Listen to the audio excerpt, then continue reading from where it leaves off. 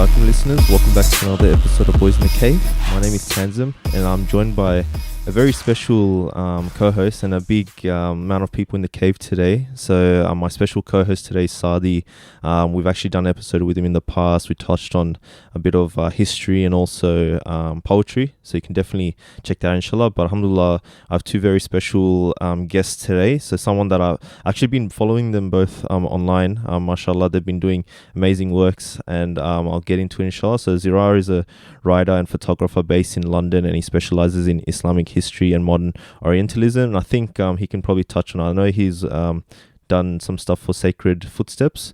And we also have Sharghzadeh, who's a Detroit-based graduate of the University of Michigan and founder of PersianPoetics.com. He's currently working on accurately translating Persian poetry into contemporary English. So you can also support his projects if you check out his socials, inshallah. So assalamu alaikum to all you guys, and welcome to Boys in the Cave. Wa alaikum assalam. Thank you for having us.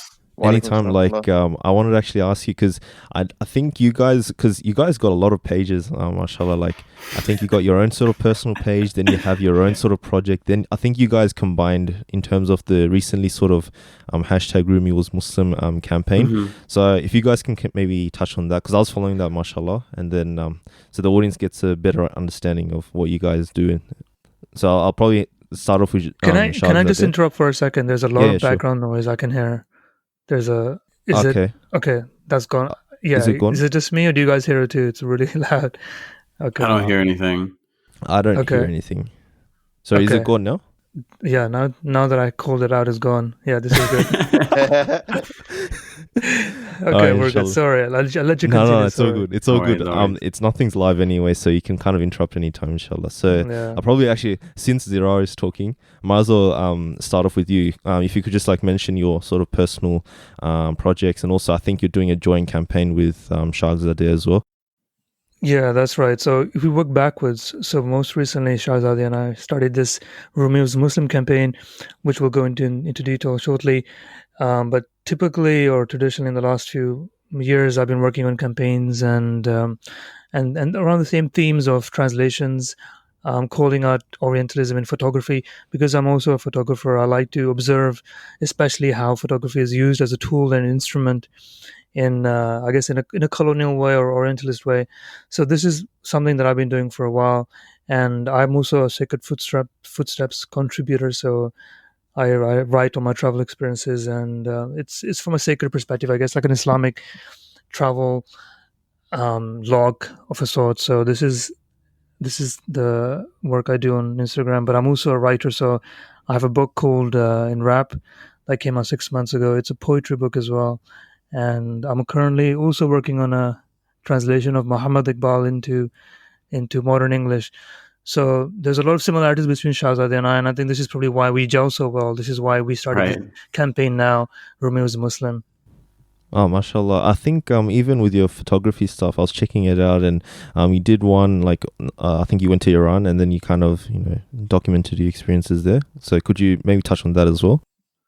Yeah, so I guess about a year and a half ago, so almost 2 years now, I moved to Iran. I was studying Farsi in Isfahan, so I went for the summer, and I got a chance to travel all over the country. And it's incredible. It's an incredible place. And I didn't really go with the mind of being a photographer, but I took my big SLR with me, and I ended up spending more time taking photos than studying Farsi. And that really kind of launched, if you like, my interest in architecture photography and my own spiritual journey into Islam, and which people always ask me, why, how are you a Muslim? How do you identify yourself as a Muslim, or how are you so certain as a Muslim?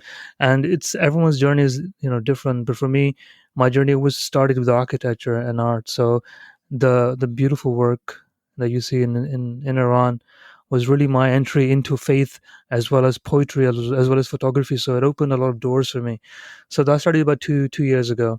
And since then, I've been traveling all over the Muslim world when I can, and just continuing the same tradition. And my approach is slightly different to most people's, because I don't think I'm a traditional photographer. I think I try to tell a story through my photos. And typically that is to bring in the history as well as the the richness of the architecture, which you don't find in a lot of photography books. You find so that's kind of been my approach with my social media as well as my printed work. Okay, brilliant, mashallah. And seems like you actually had a lot of fun with the traveling and the photography stuff, mashallah. So I think a lot of audience will be very jealous. But you can definitely check out the Zirrar's page and then look at all the photography, mashallah. It's like a really dope Instagram. So and also I wanted to ask Sharghzadeh, because you also work at the hashtag Rumi was Muslim campaign, and also with your own personal stuff as well with Persian politics. So maybe if you could just mention all the sort of personal stuff that you do as well, inshallah. Sure, I'd love to. So I've been active on Instagram for a while, usually just posting pictures from my trips to Iran. And when I would public my Instagram, occasionally some people would come in and look at the photos, because Iran seems to be a country that either for political reasons or people are worried or whatever, it kind of feels off limits to a lot of people, although almost everyone can just go. But it's kind of like become this new thing that people want to see. So I would start getting a following from that. And then eventually I started translating Persian poetry just for my friends. And I decided to just start promoting it. I'd like post stories maybe on my Instagram. And then I thought, I should make this its own page so that it could just exist out there. And then Instagram made you able to share posts to your story. And then from there, the page kind of grew, alhamdulillah. And since then, that was about 2.5, 3 years ago, I've been just working on my craft, improving my craft. And leading into the Rumi was Muslim campaign, the more I did translations, the more I got followed by people who were into poetry or had poetry accounts. I became aware of these kind of dubious translations floating around on the internet, but I had not yet encountered the origin. I would just see them and figure, okay, anyone can like write anything on the internet. But then when I started coming across these books at, the bookstore or something in my university, university near the university campus, I realized that there was something going on, but we didn't quite speak up about it yet. And then actually I got to know Zirrar just through some friends who were sharing his work. And I saw that he had written about the Rumi thing. And then I looked into it and I saw that someone, Rosina Ali, had written about it in the New York Times. So I figured, we were talking actually, that, we should do something about this. We should make, like a website. We should have some information out there, because he had written a blog and I'd kind of written about it on my story. Then we figured, okay, yeah, we'll make a website. And then I kind of made that thread just kind of ranting almost. I got upset one night because I saw that there was like a 400K Rumi account with just all fake quotes. Oh, wow. And we weren't planning for we weren't planning anything like that. Some people I think got the impression that it was some sort of like publicity stunt, but it was really just on accident that it even got so popular. So then, we rushed, we stayed up all night making the website. And so we put the website out and launched the campaign, hashtag rumiwasmuslim. And there's accounts on Instagram and Twitter and stuff to kind of lead people to the website. But basically with the website, we're hoping to kind of have a one-stop shop saying, what's wrong with this? What's going on? Kind of also now we're putting up a comparison quotes section, essentially, where there's a fake one and the real one. And just other resources, essentially. We want it to be like a one-stop shop, because before there was kind of just, disparate information in different corners of the internet. But one thing I wanted to add on to what Brother Zirrar said at the end was him traveling. I think that's one of the main things that I always try to tell Muslims in the West, is to try to travel to the Muslim lands and go see the buildings, go see the architecture, go be awe-inspired by our heritage. And I think that will bring people closer to Islam, inshallah.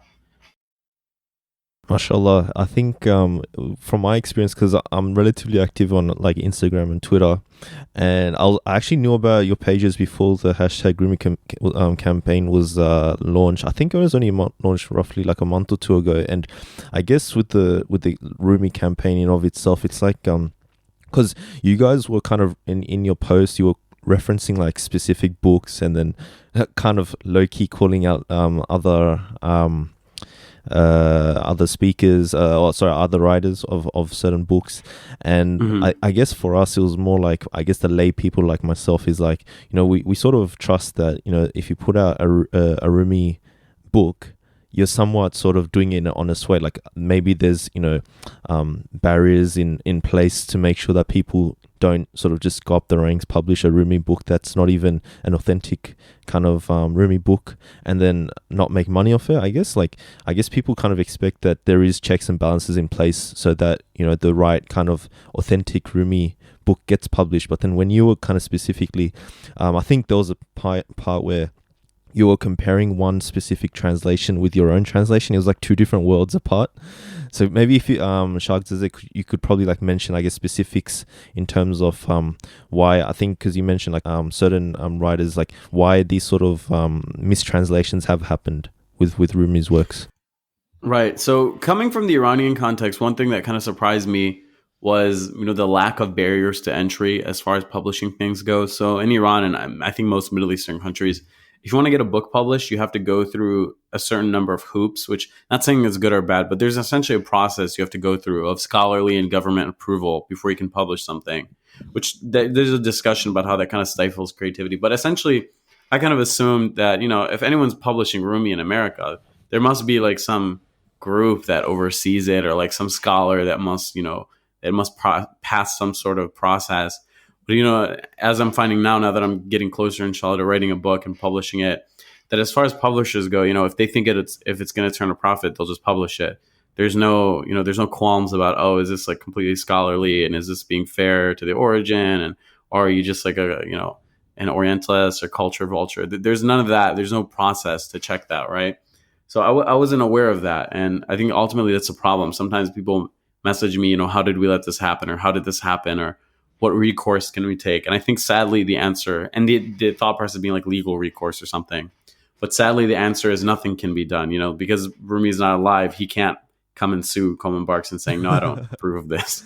So there's really no infrastructure to kind of prevent this type of abuse, and really any facet of anything. There's in photography and publishing books, whatever.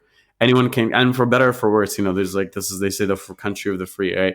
Anyone can just publish anything. And, so you would think that, in academia, I should say, in academia, there is this kind of self-checking peer review. So that type of thing wouldn't pass muster in academia. They would shoot that down there, right? They're usually pretty good about that, despite how much I criticize them sometimes.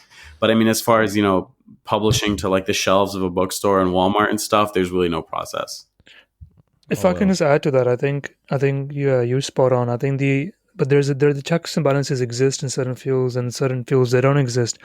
Now, this is the thing. If you're looking at Maulana Rumi, or if you're looking at Hafiz, or if you're looking at really any manuscript from the East in the last 250 years, those checks and balances don't exist, because people don't speak those languages. So if you have a translation, you trust that translation is a good one, and then future generations reuse those translations going forward. And really, without having native Arabic or Persian speakers, or whatever the language is, double checking that work, no one is going to question the translations that are being used today. So really, if you can pick up a manuscript from a bazaar 100 years ago, which is how most of the manuscripts came into the European world, was through markets that the British essentially just pillaged, or they bought manuscripts. No one is going to check them, and most of the manuscripts today are sitting in museums untranslated, and the people looking at them are Orientalist authors, modern or pre-modern.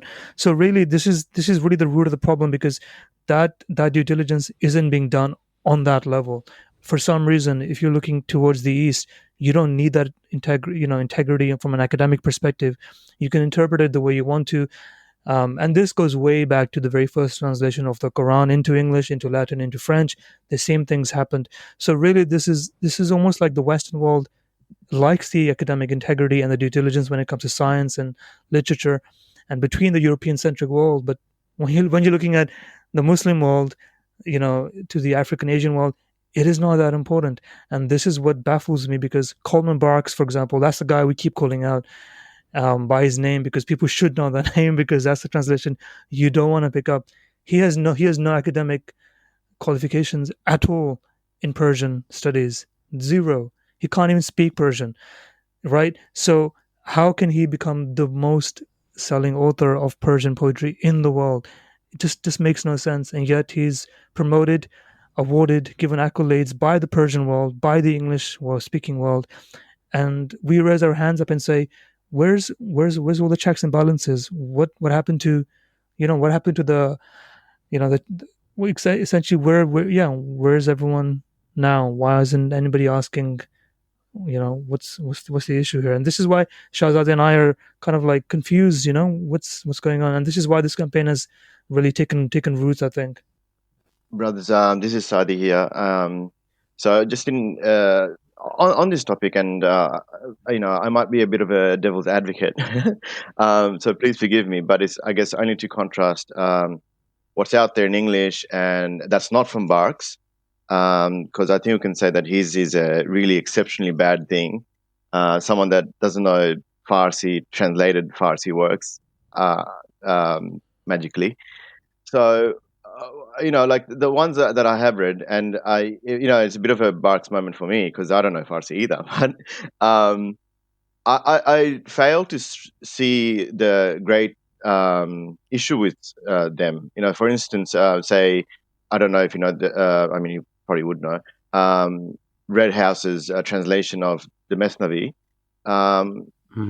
I don't see him erasing anything. In fact, his footnotes are meticulous in bringing the Quran, the fiqh, Sufi imageries, and really highlighting them.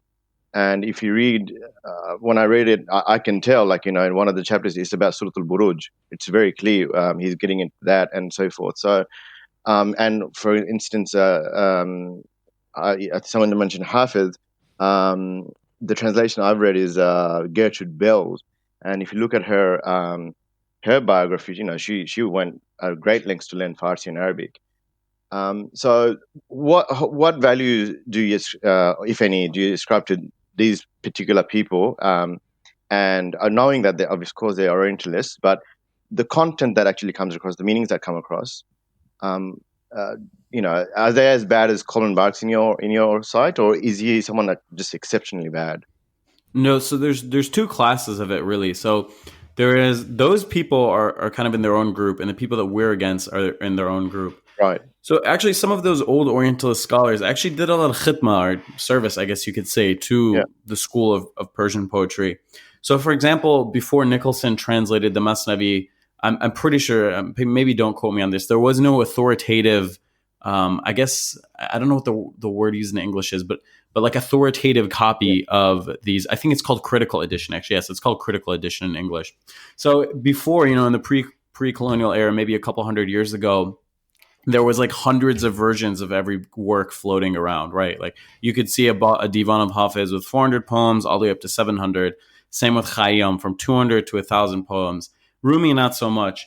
But these Orientalists, I guess with their Protestant, their Western European obsession with details and order, thought that, maybe like we should figure out which one of these is the right one and which one isn't. Whereas for Muslims, our understanding was, who cares? It's all good poetry. So they actually went through the trouble of collecting all these manuscripts and comparing them and deducing which ones had interpolated lines. That means who had added works to the manuscript that wasn't the original and who had removed in X, Y, and Z. So actually, I think the first critical edition of Mawlavi's, Maulana's Masnavi was by Nicholson. And even today in Iran, they say like a Nicholson version when you want to buy one, if you want to buy like an old school one.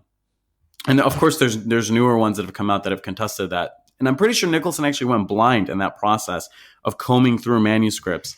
And in his translation, and I forget the other gentleman you mentioned, he actually went through such detail to write the manuscript so literally that his translation becomes quite useless to someone who isn't reading the Persian alongside. And that's the reason he even wrote that, was to teach people Persian. And one of his students said, he conceded nothing to readability, that he wanted to be so accurate that the output text is just completely useless, right? So when we're looking at these people, a lot of them were legit scholars. They knew the languages, they cared about the text, and in Nicholson's case, they went blind in the process. So I don't really have a gripe with him as far as I can tell. He was just a lover of Maulana, and a lot of the other contemporaries in the Victorian era. There's a mixed bag. I'm sure you'll be hard pressed to find one as good as Nicholson.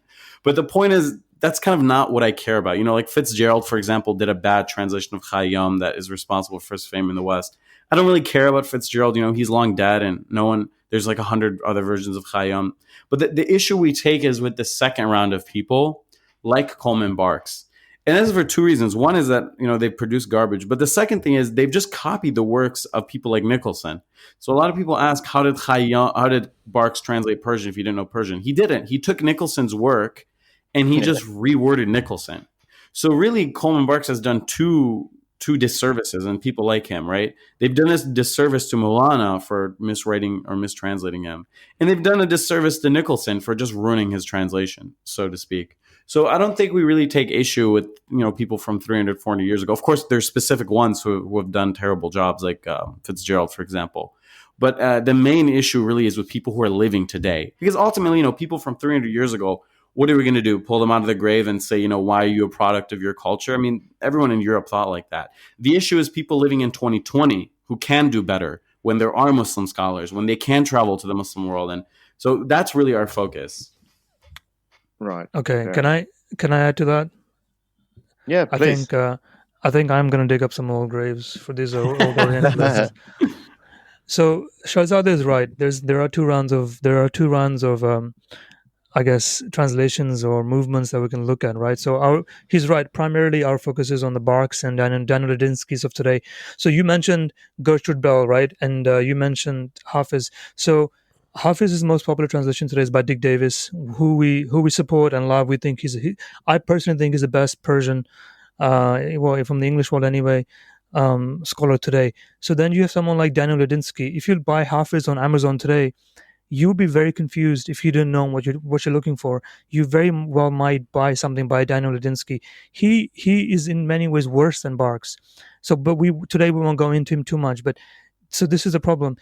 If you were Gertrude Bell, right? She was a British spy who was sent to the Middle East to topple the Ottoman Empire. She fell in love with Persian, and like most Europeans who come into contact with the Muslim world, there becomes a almost obsession, whether it's a fetish or something else, but they become obsessed and infatuated with the East. And this is where I think Nicholson, Arbery, and Bell come along, and they want to translate the beautiful work from the East.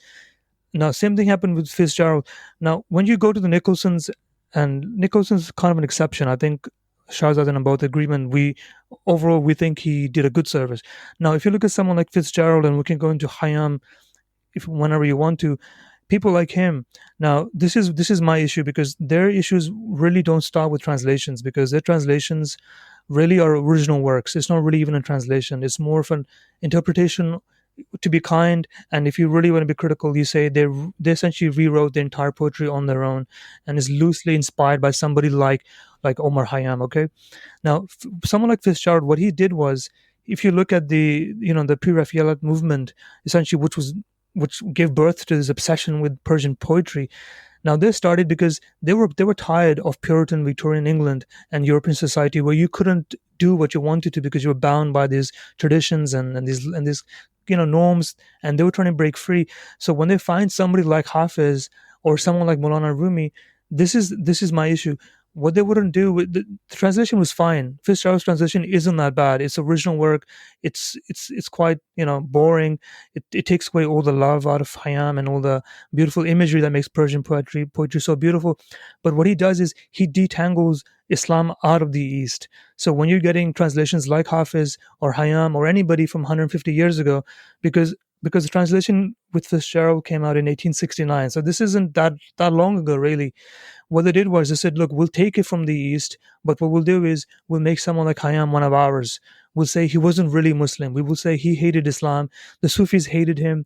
He's more of a New Age scientist like us. He's one of ours. And so what you do is you cherry pick what you want from any time, any place, and you make them your own, in your own identity. So in this case, it's not a translation that we can really have a gripe against. It's more, what do you do with the identity and the personality behind that poetry, right? Because they go hand in hand. You can't have Rumi without the Masnavi, and you can't have the Masnavi without the Rumi. You can't have the Rubaiyat of Umar Hayam without each other, right? So this is what the older Orientalists did.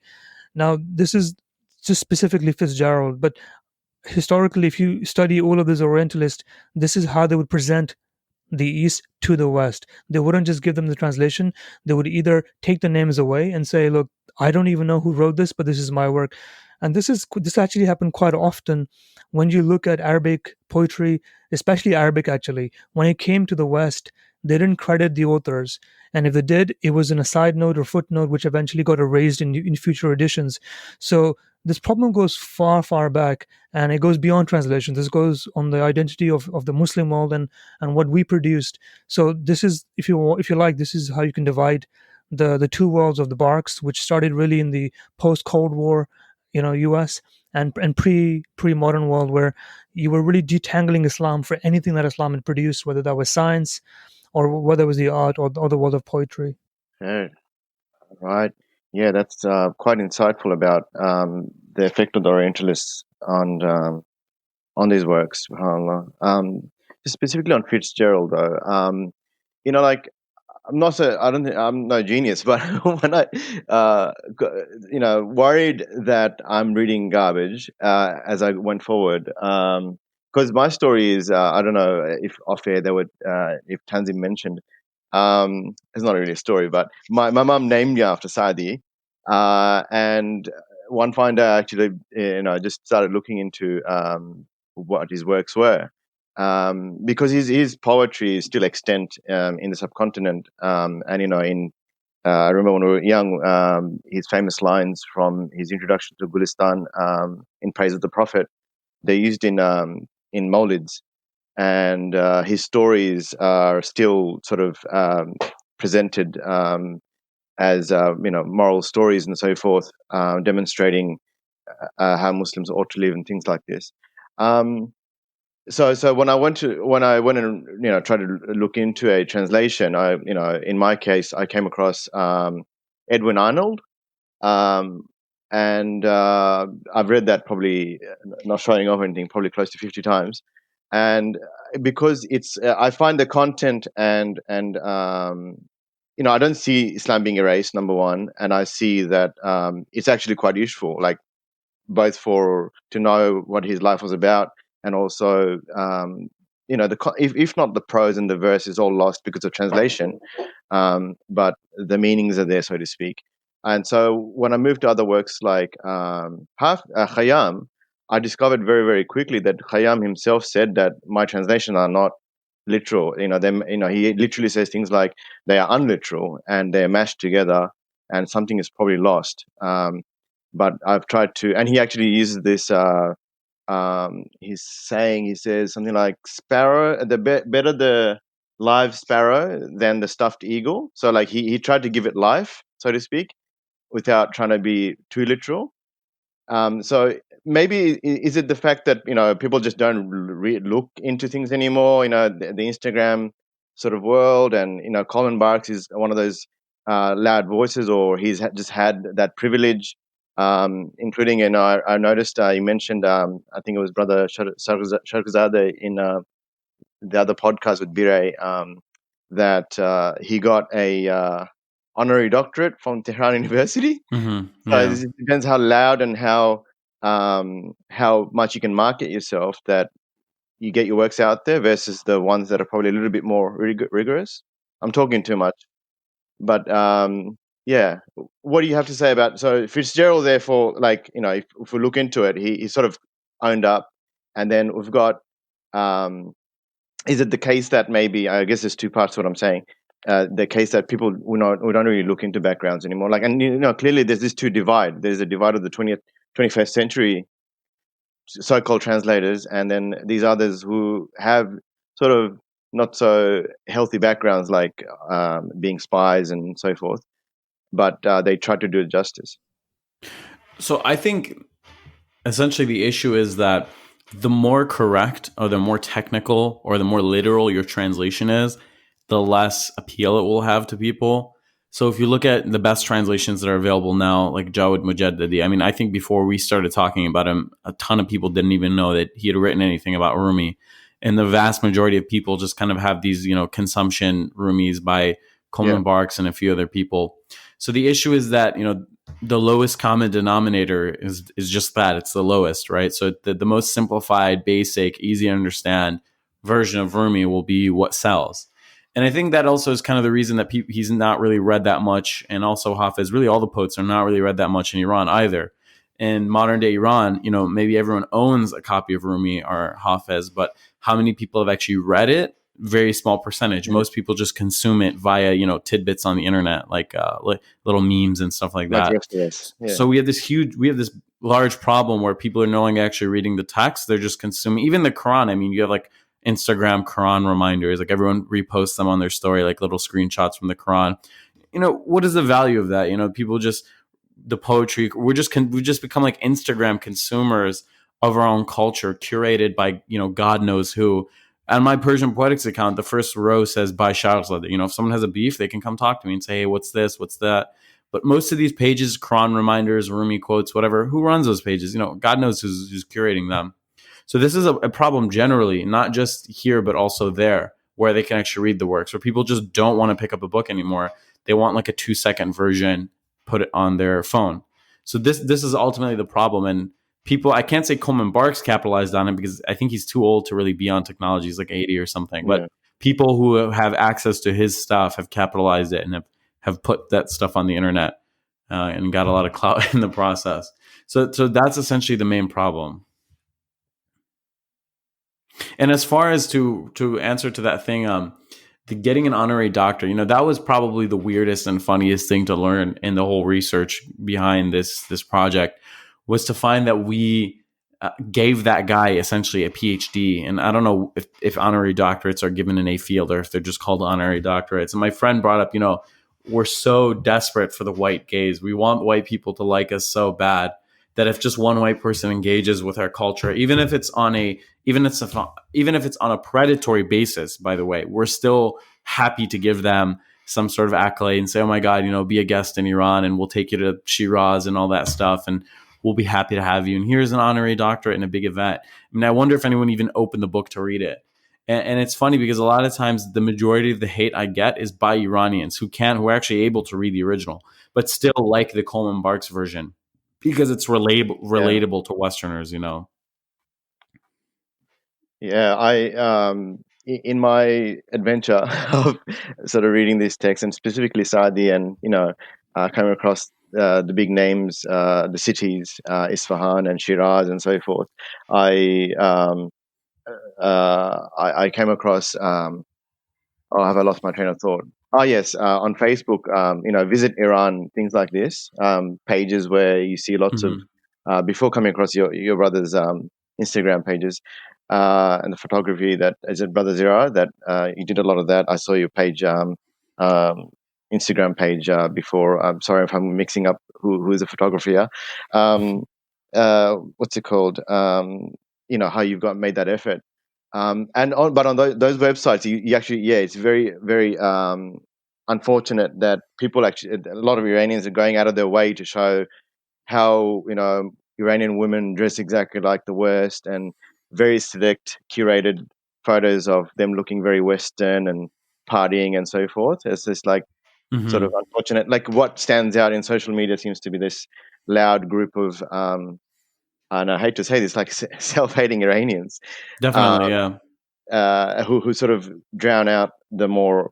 I'm sure there's actual. Of course, I mean, it's almost disgusting for me to say something like this, but I'm sure there is lovers of these poets out there very much in Iran, and they don't necessarily have a smartphone. So yeah. Okay. Well, if we can move on from sort of this, and if possible at all, would it be an idea perhaps for us to go into some of the chapters of the Mesnawi or whichever poet you like, and to sort of, like for people like myself who don't know Farsi, will never access it in the original, to sort of discuss some of the themes, like for instance, Sadi's Gulistan. I find it, it's gems of experience, and right. As he describes it, 8 chapters resembling paradise. It's a bit a bit haughty, but it's stood the test of time. And the Mesnavi, which is full of allegorical retelling of Islamic morality. Could we go into some chapters, and or your favorite chapter in the Mesnavi, and maybe we can discuss some of that content, either of you brothers? Sure. One thing I'll say is that most of my formal study was with the Golestan. With Sadi's work generally. So I'm more able to talk about his work than the Masnavi. Unfortunately, I've actually only recently begun reading the Masnavi, in a full format, not just like certain selections that I've seen places. And I've never worked with it before. All my translations have been with ghazals and rubais. I've never actually really translated, other than maybe like the intro from the Masnavi. So I mean, I've read it and I'm familiar with it, but I don't feel qualified to comment. But Okay. yeah, I can talk a bit about the Golestan. That's actually where I learned classical Persian formally. And interestingly, that was the standard book. If you were from the Balkans to the Bengal, going to go to a madrasa to learn Persian, it would be via Sadi's Golestan, because they regarded it as the peak of Persian prose and poetry, even more so than Rumi and Hafiz and all that. It's interesting because Rumi is probably the most famous poet, but he writes in a very simple style. It's not the poetry, it's the ideas, right? Whereas Sadi's is really just beautiful. His prose is really, like he says in the intro, he likes to talk himself up a lot. It's like Yeah, it does. written on golden pages, the way he mentions it in the Golestan. But he's the master. I mean, he writes in Arabic and Persian, but he's really the master of the Persian language. I've really not seen anyone come close to him. He's so good that to him, rhyming in a rhyme scheme is easy. It's easy peasy. He actually has internal rhyme, so the sentences rhyme with each other and the words rhyme with each other as well. It's just the level of his his prosody and is just incredible. Yeah. Even in the English, I think when I read this about 10 years ago, I hadn't read anything so rich, even in terms of the vocab he's used. The translator, I mean, not that there's a lot, I used to read a lot of classical poetry or anything in archaic language. Yeah, Brother Zirrar, did you want to make any comments in this regard? No, I think Sharghzadeh's covered it. I think so. If you want to talk about the general poetry or the world of poetry in Iran, it's you have Hayam, and you have Sadi, and you have Atar, and you have Maulana Rumi, and Sadi is considered like Shahzadeh said is simple but beautiful. He's what you teach in schools. He's what you use to educate people in basic Persian. But then also, it's the beauty is in his work. Um, but yeah, I mean, essentially, yeah. Unless we want to go into certain verses of Sadi, Shahzadeh, what do you think? Do you have anything handy? Do you have the Handy? Golestan Yeah, with you? sure. Yeah, I have. It'll just take me 1 second to pull it up. I can definitely read some gems. Where's your from- pocket Coleman box version? Come on, put it out. All right, let's see. All right, so I go by this really good translation by the guy's name is Wheeler Thaxton. I'm not really sure about his first name, but I think he's retired now. He's this Harvard-based Persian studies professor. He's also fluent in Arabic. I mean, some of these scholars are really incredible. He knows both languages fluently, and he's created essentially the first modern good complete translation of Sadi's Golestan, and he's also attempted to correct some manuscript errors by comparing different manuscripts. But just kind of to give you an idea of the way the rhyme scheme of Sadi works, let me try to find a place that's let's see. So I'll read just the first intro that every single Iranian has memorized because they teach this in school, as Zirrar said. So he begins Bismillahir Rahmanir Rahim. منت خدای را عز و جل که طاعتش موجب قربت است و به شکر اندرش مزید نعمت. هر نفسی که فرو می رود ممد حیات است و چون برمی آید مفرح ذات. پس در هر نفسی دو نعمت موجود است و بر هر نعمت شکری واجب. از دست و زبانه که براید که از عهده شکرش به در آید. And then he quotes the Quran. عملوا آل داود شكرا وقليل من عبادي الشكور. And then he says, this is the last thing I'll read.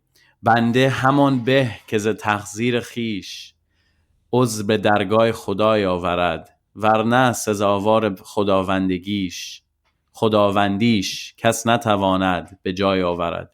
So see, even for me, reading these texts is very difficult. But this is probably the most beautiful sentence on the front page. It's just so amazing. It says, باران رحمت بی حسابش همه را رسیده و خوان نعمت بی دریغش همه جا کشیده. پرده ناموس بندگان به گناه فاش ندارد و وظیفه روزی به خطای منکر نبرد. So now I'll read it in English. He says, obligation is due to God, for obedience of him is the cause of proximity. This means proximity to religiousness, right? Basically to God. And with gratitude comes an increase of benefits. Every breath that goes in is an extension of life. And when it comes out, it is a relief to the individual. Therefore, in every breath, there are two benefits, and for each and every benefit, thanks are necessary. So you can see the deeply religious, Islamic nature of these texts where they open. I mean, this debauch here, this introduction just goes on for pages like this. And I'm only reading the first paragraph. Yeah. And then he says, who is capable by word or deed of discharging his obligation of gratitude?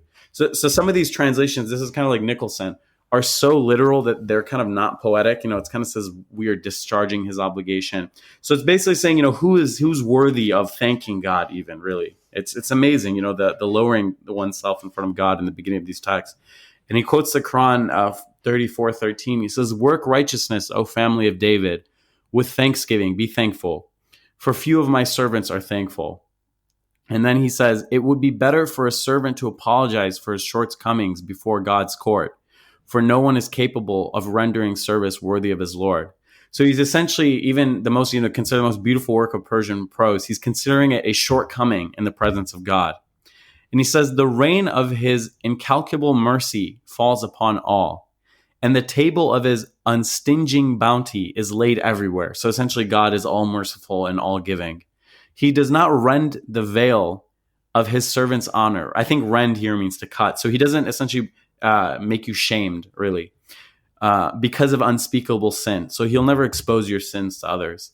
And he does not eschew the duty of providing sustenance for any grievous offense. So it's saying, even if you're a bad person, he won't cut off your wrist. And we see that today. There's plenty of bad people in the world who still get their daily bread. So, at the expense of boring people, it's a very long text.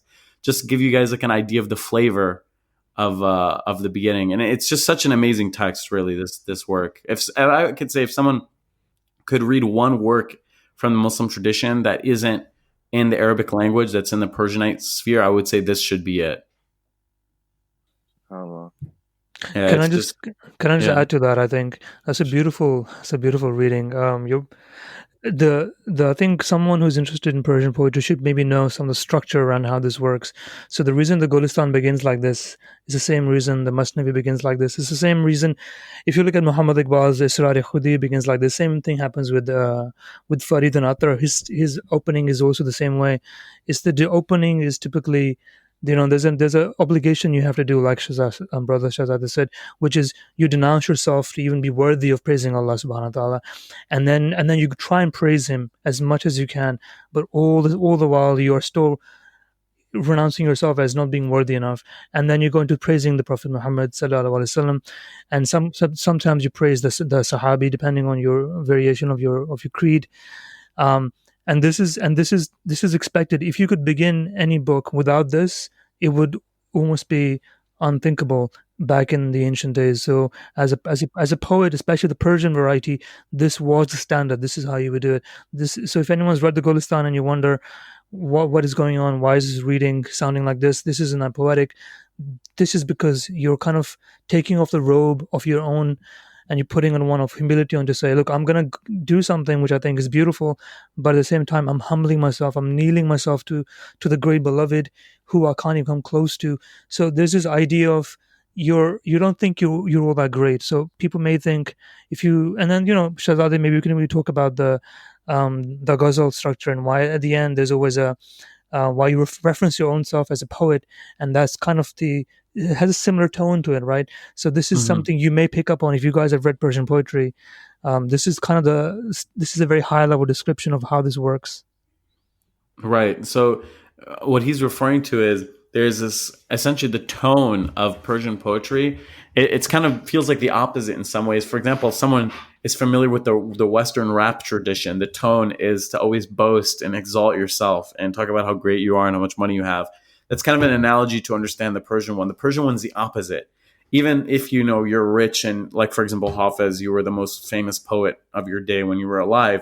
And the poet, you're supposed to refer to yourself as, penniless and lowly and wearing tattered rags and, you're turbanless. One time I read, it's funny because back then, wearing a turban, it was necessary for a noble person. So, and there was expensive, silk cloth, whatever. Or as Hafez says, he has one poem that ends. It says, "I saw Hafez. Don't say that he's clever. I know what an ignorant he is," and things like that. So there's this concept of constantly, lowering yourself, and it's like a sign of good character to always humble yourself in front of God, your patron, the Prophet, the Ahlul Bayt, etc. Yes, subhanallah. Just take that, Mr. Barks. Right, yeah. I wish there was some of that humbleness or humility Yeah, in his work. yeah. It's just amazing that how it got past people that he doesn't even speak Farsi. And Right. He admits that, interestingly, in the intro to his work, but I feel like no one reads the prologues of books anymore. They just flip through. So it seems like it was kind of necessary. I don't know how much he did it to be honest or how much he did it to cover himself, because there's this idea that if you admit something before it's exposed, then exposing it isn't that big a deal. Kind of like how yeah, Obama admitted that he right. did cocaine in his memoir, so that in the campaign trail they wouldn't say, "Hey, wait, we caught you." Similar idea, I think. Yeah, bit of reverse It's a psychology. great comparison. But Yeah. the thing is, okay, in the should we talk about the campaign a little bit, Shahzadeh, because how it's Sure, begun? inshallah. Because if you look at the campaign, right, so you guys have a good point. How can he get away with this, and yet how is he still so popular? So this is the thing: the truth isn't that important, apparently, and what matters more is how people feel, right? This age of how do you feel? This is the age we live in. Is what do you feel good about it? And if the answer is yes, you should just do it.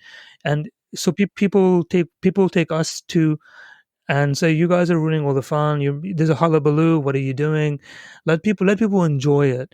And so when I hear this argument, right, there's actually this is a rational argument. There's a good argument to be made, because why should we care if we're so stuck on literal translations versus original translations or interpretations? And so typically my response is, look, I agree with you. If you enjoy reading this literature, enjoy it. If it makes you happy, fine. You just have to accept you're reading the work of a white American poet.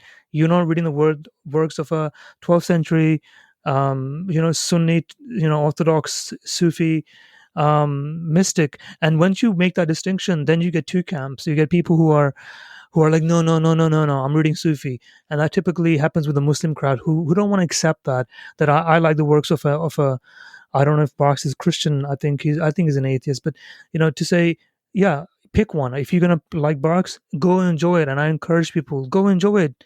Don't argue with me if you enjoy it. Go enjoy it. But you just have to accept you're reading the works of an American poet who is alive today. You're not reading the works of a Sufi mystic, philosopher, poet, a jurist from Konya. So this is the distinction. And the people who still want to read it and claim it's Rumi, go enjoy it, but just don't just let us do our thing, Right. because we want to educate the people who are coming into Islam. And Sufism and poetry is such a beautiful way to come into Islam. So there's a danger that we're kind of closing doors, and I've heard this. Right. So I'm very wary of this, because people may say, look, Rumi was my door into Islam, and it was Coleman Barks who opened that door for me. So then we have to really think about this, because you can either start hating on people and you can say, all of you guys are doing the wrong thing, we're self-righteous, we know what we're doing, you guys are just fools.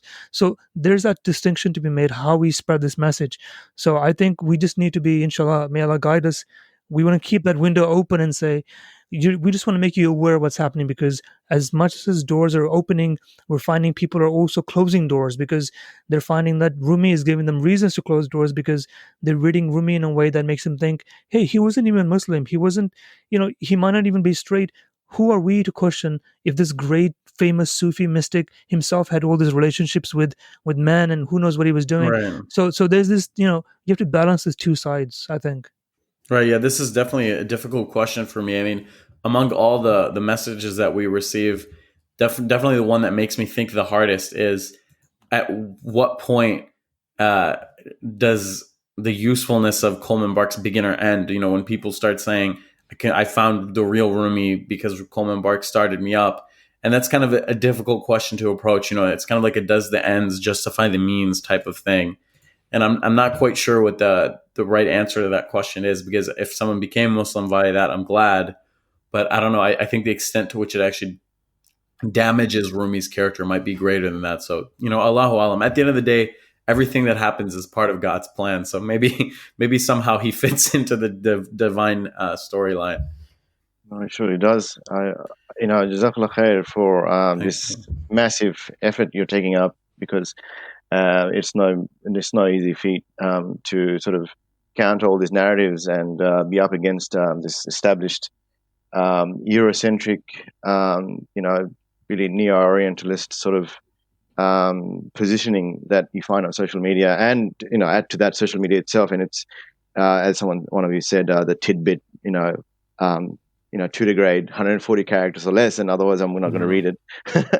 Right, exactly. That people get carried away with that, and who cares for authenticity? Who cares for and of course, it also helps if you really secularize it, because then there's no commitment.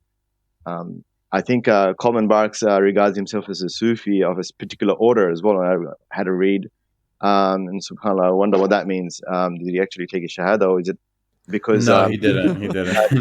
Because you find that with... sorry, I'm just going to add that you find that both Sufism, and obviously, which is inherently part of Islam, as well as Buddhism, gets this treatment from this sort of New Age, really Eurocentric lean towards spirituality. Spirituality without God, and Buddhism. One Slavoj Žižek talks about this extensively, how it's just perfect for our postmodern sort of self-centric world now, because Buddhism, eventually you get there, but it's not there in your face. And same with this sort of common Bark sort of tasawwuf. It's Islam without God, ironically, seemingly, right. Anyway. But so go ahead. No, and I'll shut up soon. I was just going to say that if you read, in Sadi, you actually see that they're very humanness, as one of you pointing out, that in Gulistan he mentions all his vices, or a lot of his vices, to point out lessons, and you actually see that. I mean, stuff that we wouldn't say nowadays, probably, right? Right, definitely, yeah. One time he goes out to check out this girl. He writes about his vices. Almost, it's funny, almost in the way the TV show Ramy explores issues with sexuality in the Muslim community. Sadi really openly writes about struggling with sexual desire. I mean, it makes sense if you're a single man traveling for 30 years straight and you don't have a wife. I mean, it makes perfect sense. Yeah, and also that old controversy of the homoerotic or homosexual stuff that's sort of around, because there's plenty of that in the Gulistan, and maybe you can talk to that. Is that sometimes I saw someone trying to rescue Sadi from that by saying that it's the Persian language is Neuter, he really meant girls. Right. So this is an interesting topic, because a lot of times one of the things we push back on is this packaging of Rumi as basically being in love in like a homosexual relationship with Shams. And the reason we feel the need to push back against this is because it's kind of like a corruption and a degradation of something sacred in Sufism, which is the relationship between the pir and the murid, or the student or the aspirant and the teacher, the Sufi guide. So the idea is, in Sufism, there's two types of love. There's ishq haqiqi, which is real love, that's got love of God and the Prophet and all that. And there's ishq majazi, which is kind of like a fake, lower version of love, just between people. And my Sufi teachers in the Middle East, they said, this love is ultimately based around shahwa, which means a raghba, which means kind of like a lust or like a sexual desire. And he would say, look at the girls and the boys, they run after each other. And then once they're done with that, they break up and they cry and like, oh, I was in love. And, we've all seen it before, right? So the idea that Rumi and Shams's relationship was anything other than just, purely about Sufism is kind of like this new Western gaze where they're like, oh, they're writing love poetry to each other. They must have been gay, right? Because in the West, love is just about sexuality. Guys, you have to say, no homo if you hug your friend or something like that. Men can't there's no such thing as love without sexuality. Those two things are wedded together. It's a very sex-obsessed society in a weird way, the West. So what ends up happening is they kind of implant that understanding onto Rumi, and they make him gay. And then when we push back against that, I don't know about what Brother Zirrar has gotten, but people come and say, oh, you're just a homophobe, get over yourself. And I say, no, it's not about that. And not to answer your question with that, it's not about that, is that if you want to find homosexual love, things like that, heteroerotic or homoerotic things in Persian poetry, it's there. It's all there. It's just the issue is forcing it where it's not. So to speak to Sadi specifically, Sadi is famous for being essentially bisexual. I mean, not going to mince words, just say it straight. The thing was, back then, there wasn't really a compartmentalization of sexuality, so to speak. There wasn't this idea of gay, straight, bi, and now we have like 50 letters, transgender and bisexual. It's like LGBTQIA, the whole alphabet now. That didn't exist back then, right? So back then, people were just people, and you got married and you had a kid. So their idea back then was, as long as sex was haram, and as long as it was occurring outside of marriage, then they didn't care if it was with a man and a man, or a man and a girl, or a girl and a girl. You can even see manuscripts of men and men and women and things like that, right? So, and also many men and many women. Their idea was that sex within marriage is moral, and that sex outside of marriage is just immoral and wrong, right? And then once you're in the zone of immorality, anything goes. They didn't care. It wasn't like now where people, Muslims will have premarital sex, but only with a girl because they consider themselves straight. So I'm sorry that was kind of long, but that's kind of like the necessary context within we need to understand Sadi in. So coming to Sadi, if you're just traveling and you're alone, then if you're happen to be traveling with a man, then maybe he did something with him. But I think that we shouldn't let our modern understanding of things cloud the past. But if we look at historical Muslim poetry, we find just as much poetry by men about men as by men about women. And the thing to respond to that point, I think it'll be the last thing before I talk too much, was that guy who said that Persian is a neuter language. That it's true, and that does provide a lot of ambiguity, which is why there's some confusion about interpretations. But there's some words that are not neuter, like the words boy or, beard, right? Like my lover's beard. I don't think he was talking about a woman with a man costume, right? It's probably just a man. So that definitely does exist. But, but we need to view them as human. Sadi was a sheikh, but, he was a human with desires as well. So no one is perfect. He's not the prophet. Yeah. Allah. Brother Zirrar, did you want to add in? And by the way, you guys can't, you guys don't have to shut up. It's me that has to shut up. So please don't feel like you need to. Please take your time. Yeah. So, sure. Brother Zirrar, did you want to add any comments? I'll just I don't know how to continue from what Shahzadeh just finished on. This is an interesting point, right? Because I really like this topic, because I think that the relationship between a teacher and a student is an important one to understand correctly. Because for a lot of young Muslims who are listening or who read poetry, you really have to understand what you're reading. And so as I'm currently working on Muhammad Iqbal's translations, I'm finding similar examples where he's comparing old relationships between teachers and students, or great kings and their slaves. But in reality, in this case, for example, there's nothing sexual at all.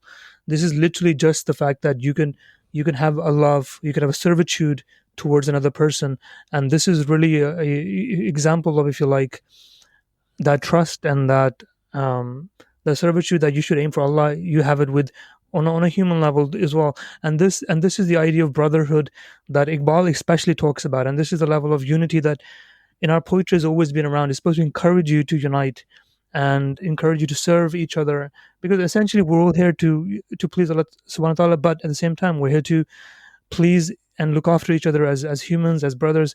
So this work of Maulana Rumi, where his obsession with Shams, this is greatly misunderstood. And just to clarify, this was not a sexual relationship, in case there's any open questions that we didn't answer.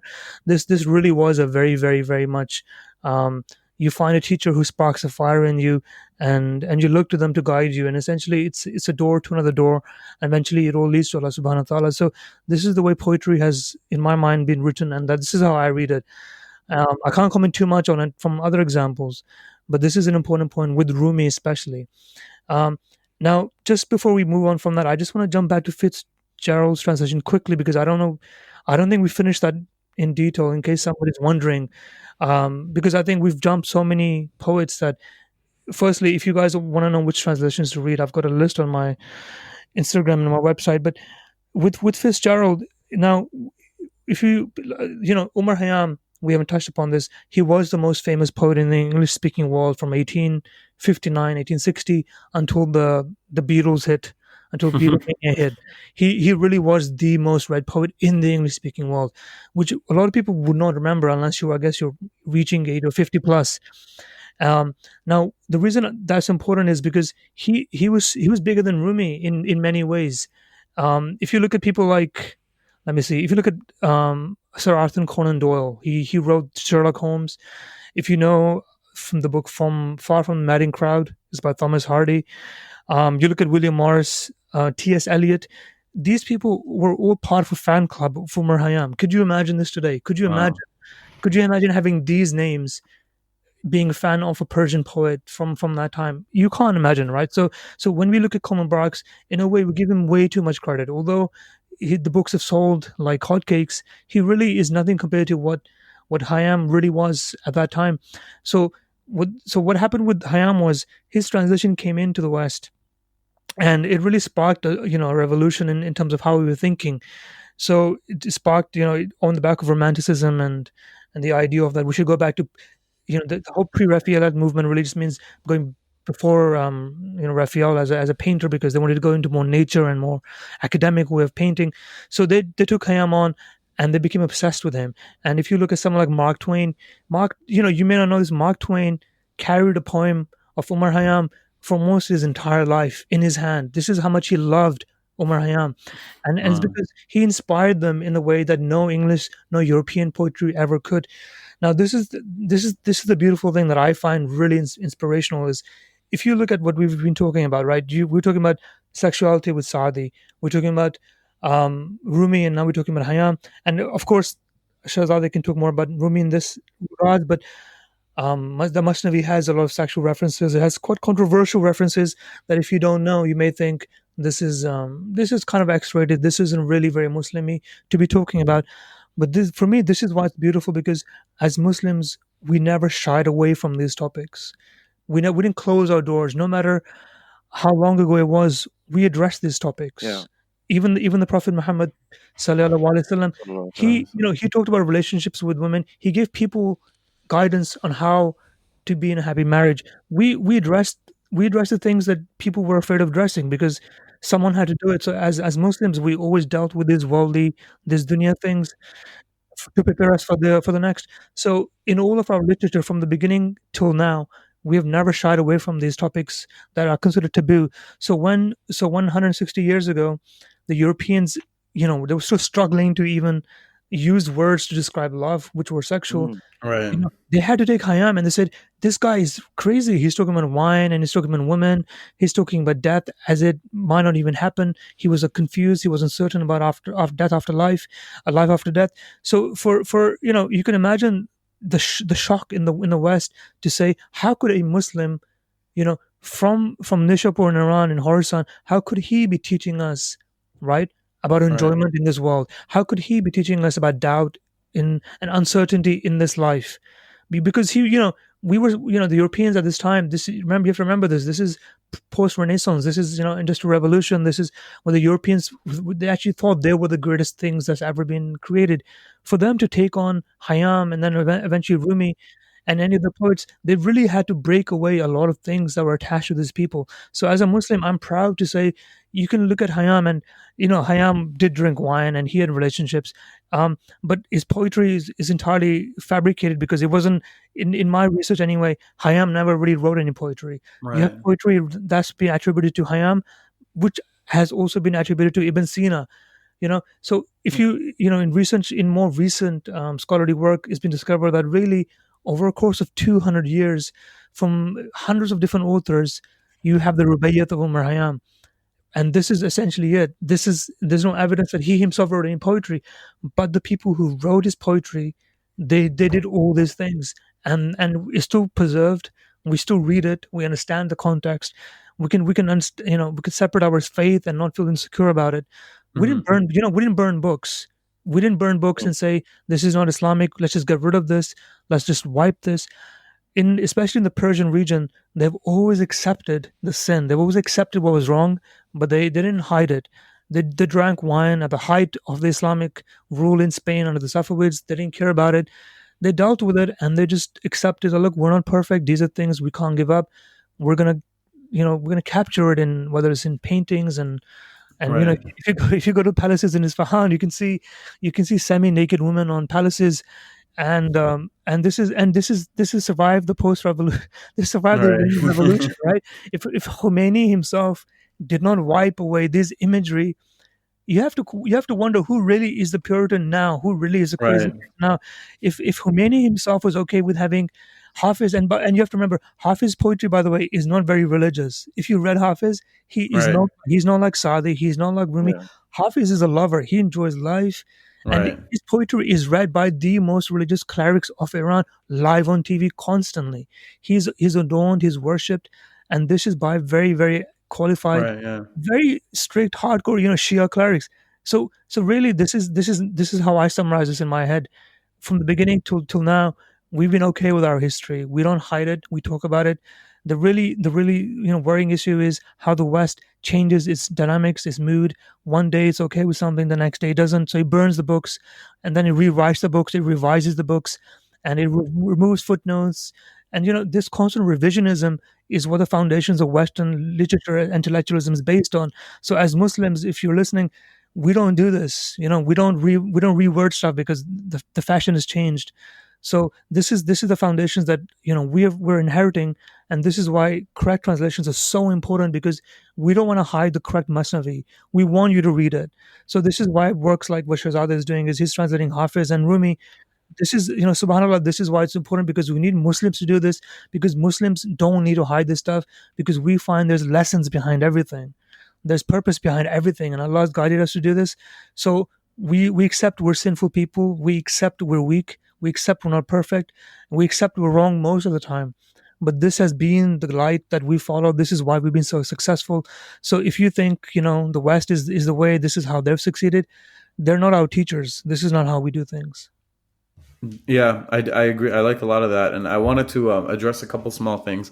One thing is, the other day I was listening to just some mufti on the internet who does like live Q&As, and someone asked a question that was like super sexual, basically about his marriage, and the mufti gave like a really detailed answer that was equally as sexual, and I found that really interesting. I was thinking, he's an American, convert, or maybe he was raised by converts, but anyway, a large part of his audience would have been converts as well. It's in New York City. And he said, by the way, there's no aib in discussing this matter. This is related to the deen. We're not discussing this just, for the sake of discussing it. This is a legitimate question, and it deserves, a legitimate answer. And, he made a point to specify that there's no aib in sexuality in Islam, because a lot of people coming in from Christianity, especially its Protestant traditions, they're used to this very prudish, upright Victorian culture around sexuality. And it's interesting because if you look at the West, and we always think, these are the most, sexually open societies, if you just look at the culture and things like that. Although that might be true on a superficial level, if you look at studies about people's level of activity, I don't want to bring up a weird topic for this forum, so excuse me if I'm wrong, but if you actually bring up the level of activity in their lives, many Muslim countries beat out Western countries. So I don't remember what it was, but I think it was like Egypt. The amount of times that couples reported having intercourse was way higher than in America. So it's weird because we have this exterior, this zahiri, as we say in Sufism, view of the West as the place where, they're liberated sexually. They're look at the billboards and the clubs and, everything on the internet. But if you actually look at the core, they're actually still, dealing with that stifling of sexuality that really came out of Victorian England, where they have these weirdest, the weirdest attitudes towards something that's very human and very normal.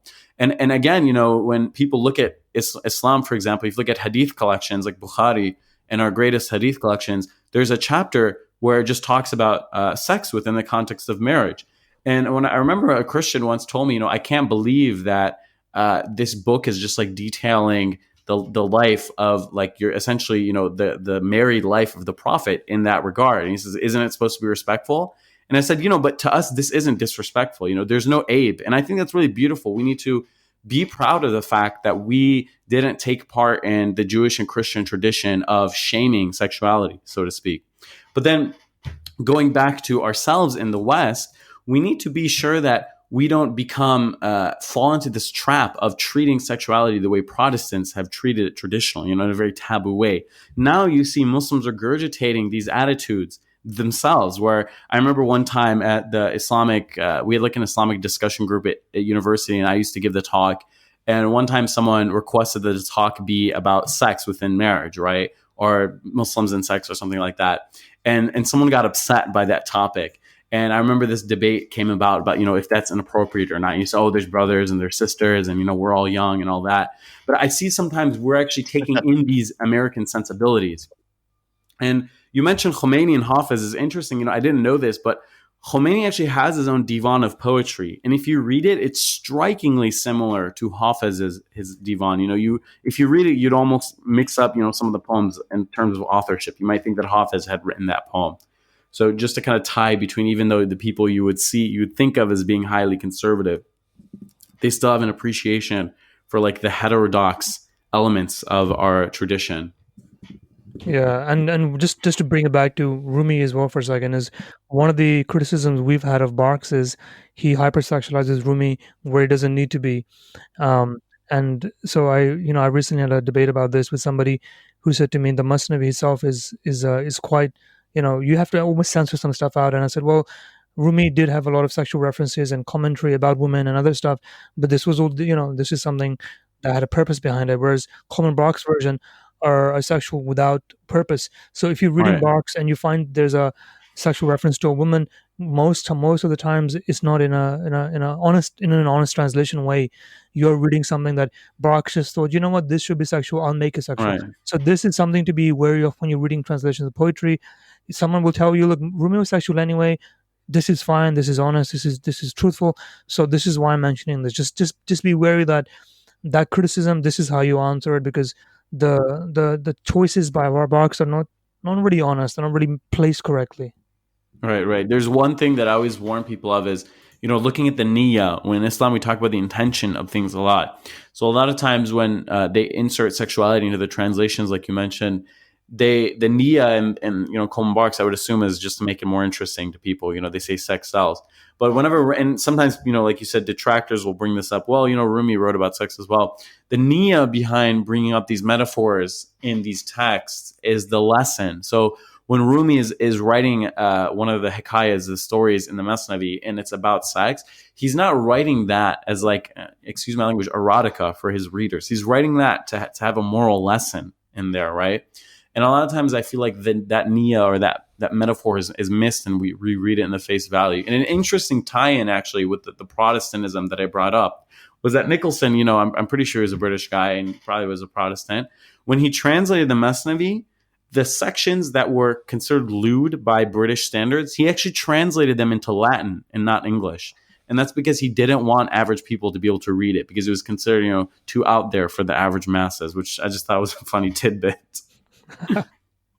Yeah, that's amazing, subhanAllah. So much you've both brought out in the last little bit.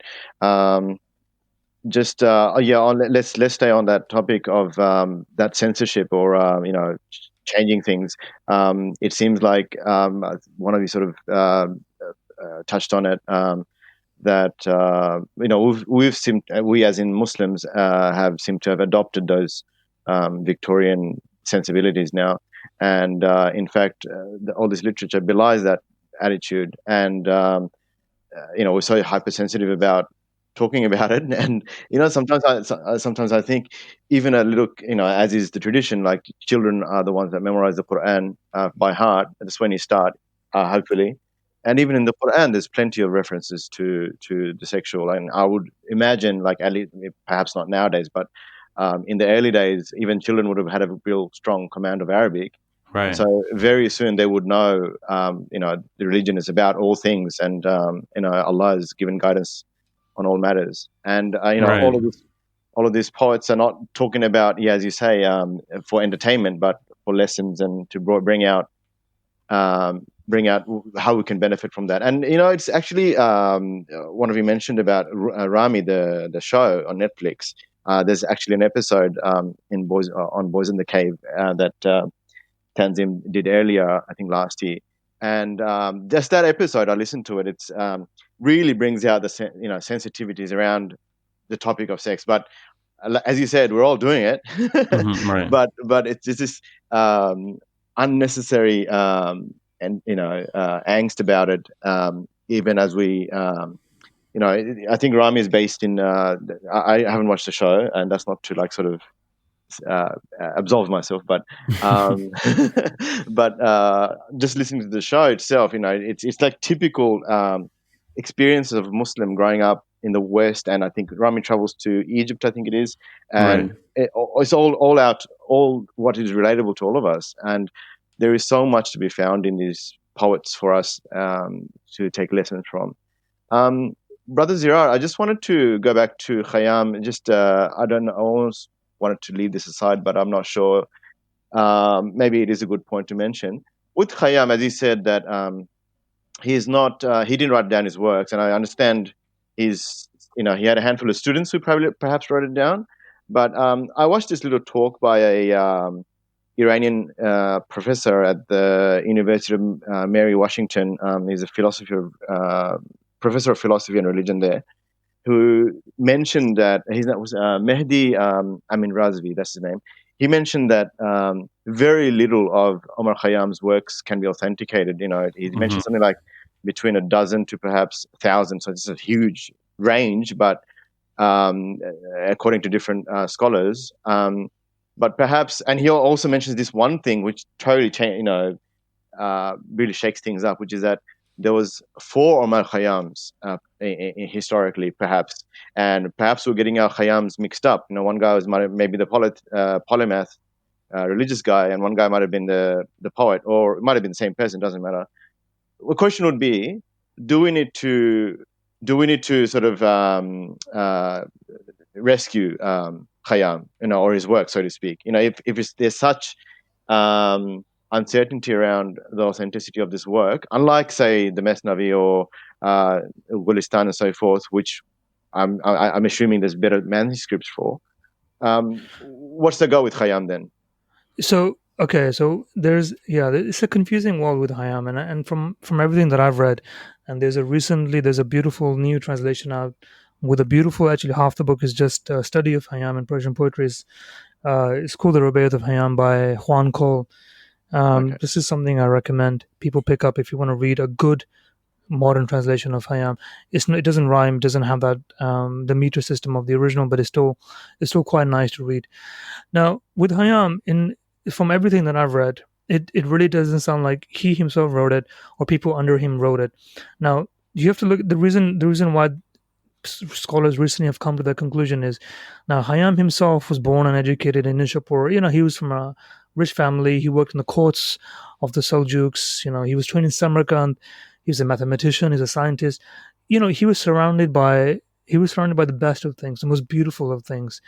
And to be in the courts of the Shah and be working in Isfahan in astronomy, to be writing poetry and have no one know you wrote poetry, it's shocking. And the very first name that comes up, the very first script that comes up with his name on it is at least 100 years after Hayam, which is shocking, because this is, we know when someone writes poetry. If you write this much poetry and you're someone like Hayam, you would know he wrote poetry. Now, the other ways we know Hayam himself didn't write any poetry was the themes of the poem. Now, some of the poems are very cynical about Islam, almost rejecting it, like it doesn't exist, there's no afterlife, you're only here for a short amount of time, enjoy yourself, drink wine, have fun. You're gonna, you might not even know that the breath you've just taken in, if you will exhale it. This is the theme of some of his poetry, and yet some of the other quatrains in his poetry are very mystical, Sufi, very pious nature, which really makes you wonder who is writing these different verses. So in what it sounds like is over between 12 to 1400, the years 12 to 1400, during the Mongol invasion, this is when most of the Hayam stuff was composed. And so so someone listening won't be thinking, well, why would you call it Hayam? Why would you just not use your name, or why would you not use someone else's name? It was very common, especially at that time, to be, if you're writing poetry, is to kind of categorize it. So if you write something, you take it to a local copyist, and that he's sitting in his own little shop and the market, and you sell your poetry to him, and he'll copy it. He'll give you some dinars for it. Now, what he would do is he would say, what does this poetry look like? What does it fall into? And if it looked like it was a Hayam sort of poetry, you would categorize it with, oh, this is Hayam poetry, or this is something that he would have written if he did write it, or this is similar to stuff that we think he wrote, or you kind of roughly categorize it. So you get this happening where you falsely start attributing it, and maybe at that time they didn't really think it was going to cause a huge problem in 2020. We were sitting talking about this. And the other reason it would happen is when you're writing some of this poetry, and if you haven't read the Rabiat of Omar Hayam, you really have to read it. It's incredibly beautiful without being Islamic, because it is not Islamic poetry. But I still find it incredibly, incredibly thrilling, because it just weaves the most beautiful sensual things in a way you can't do it in the English language. Now, the other reason is, if you wrote something which is so controversial, right? Who would you attribute it to? Whose name would stick to that poetry? So what would happen is, you typically look at a scientist like Ibn Sina, you look at someone like Umar Hayam, and there's another guy called Abu Sa'id Abi al-Khair, I think, from 1969. So you attribute it to these guys and say, he was a scientist, he wrote it, because scientists, of course, were known as skeptics of religion, because they're mathematicians. They're beyond the realm of the madrasa and sheikhs. These are people looking at the physical boundaries of the universe. So they always had a reputation of being a little bit away from orthodox traditional Islam. So this is in my study, this is essentially what's happened with Hayam. Fitzgerald took the works of who knows how many different translations and of attributions to Hayam. But to your first point, at the present time, we don't really know how many are original. Well, when I say original, I mean really are between the years 12 to 1400. Stuff from after that was added on to the same Hayam category, and it's been rejected because there's certain ways of checking. And and a lot of Hayam work actually came in from India too. So you have translations from Hindi into French, into English. This is, by the way, this is how Fitzgerald started his work. He picked up something from French, which came in from India. So when Juan Cole, who's the guy whose translation I'm reading, he's taken kind of the best of everything, and has just become very methodical about it, and said, let's just study everything we have, and I'll give you what I think would be from that period. But at no point does he say this belongs to this one person called Hayam. What this really does is, this belongs to that period of the Mongol invasion of Iran, the Ilkhanate dynasty, to the end of it. And this is when people could drink, and the Mongols were non-Muslim early on. So really, he's just given that platform and that grounding to this book. So if you like Hayam's poetry, I think it's critical to know what the debate around that is. So to end this point from my side, with Hayam, the issue really is in the translation, because I think Fitzgerald, obviously, he did what he could. The issue really with Hayam is, A, who wrote it? Because if he didn't write it, that's fine, let's accept it. And secondly, if you're reading the English translation, we just have to accept that his identity really has been tarnished and changed over the last few hundred years. Although now in 2020, no one really cares about Hayam. The only reason you would read Hayam is because Fitzgerald made him popular, and he became the biggest name in the European or American world for 150 years. But now he really is a nobody. Rumi's taken that stage, right? So that's it. Right. Yeah. Yeah. So, I agree 100%. I mean, you pretty much summed it up really better than I could as far as everything. It's just, this is one thing that I kind of struggle to explain to people who come from traditions where this isn't present, that Khayyam is this, it's this tradition of attribution more than a poet. Like you said, if a bait is written in that vein, then they just say, oh, it's Khayyam. And it almost seems beyond the point to debate, whether or not anyone wrote it. I mean, nowadays when they try to create, corrected versions of Khayyam, they try to ascertain, via dating, whether or not the poem was written around his time. And I almost feel like it's a futile effort, as you said. It's just whatever you want to be, whoever Khayyam is, or whatever you wrote in your mind, that's who Khayyam is. It's kind of this character we've created. And I actually remember in high school in Iran, my math teacher was really upset about how people classified him. Basically, he would say, they say Khayyam was this wine drinker who didn't care about the world. And, I'd say, if that's true, why did he spend so much time creating math and doing all this stuff? If he really just thought the world should burn, why didn't he just lay around? And why did he become one of the world's greatest scholars? And I feel like that kind of sowed the seeds of doubt in my mind as to whether or not the Khayyam we read is really him or not.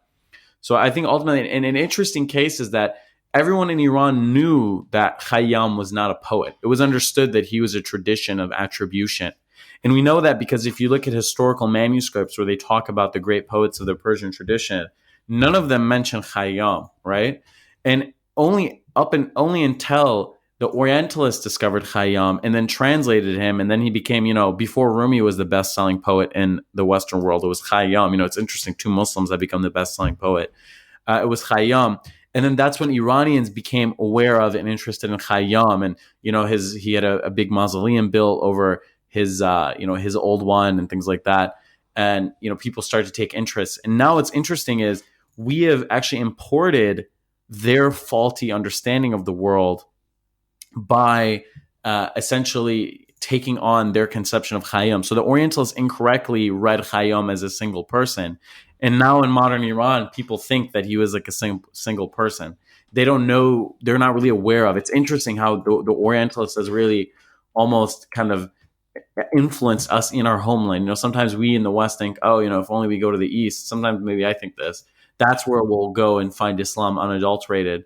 But really, it's amazing, the tentacles of this machine have stretched out everywhere. So you won't even really be free from it there. In modern Iran, again, people think of Khayyam as like this one guy. Oh, that's amazing. It's like self-orientalizing. Right. Isn't it? That's exactly the way to describe it, yeah.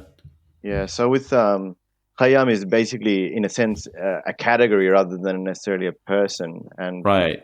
Yeah. So I was going to... That's the best way to think of it, exactly. Yeah. I'm going to make a really terrible joke, and I probably killed it by mentioning it that it's a joke. But so if you write utter crap, then you can call it barks. Is that right? Yeah. Forgive me. I had to do that one. That's a terrible joke. Yeah. Yeah.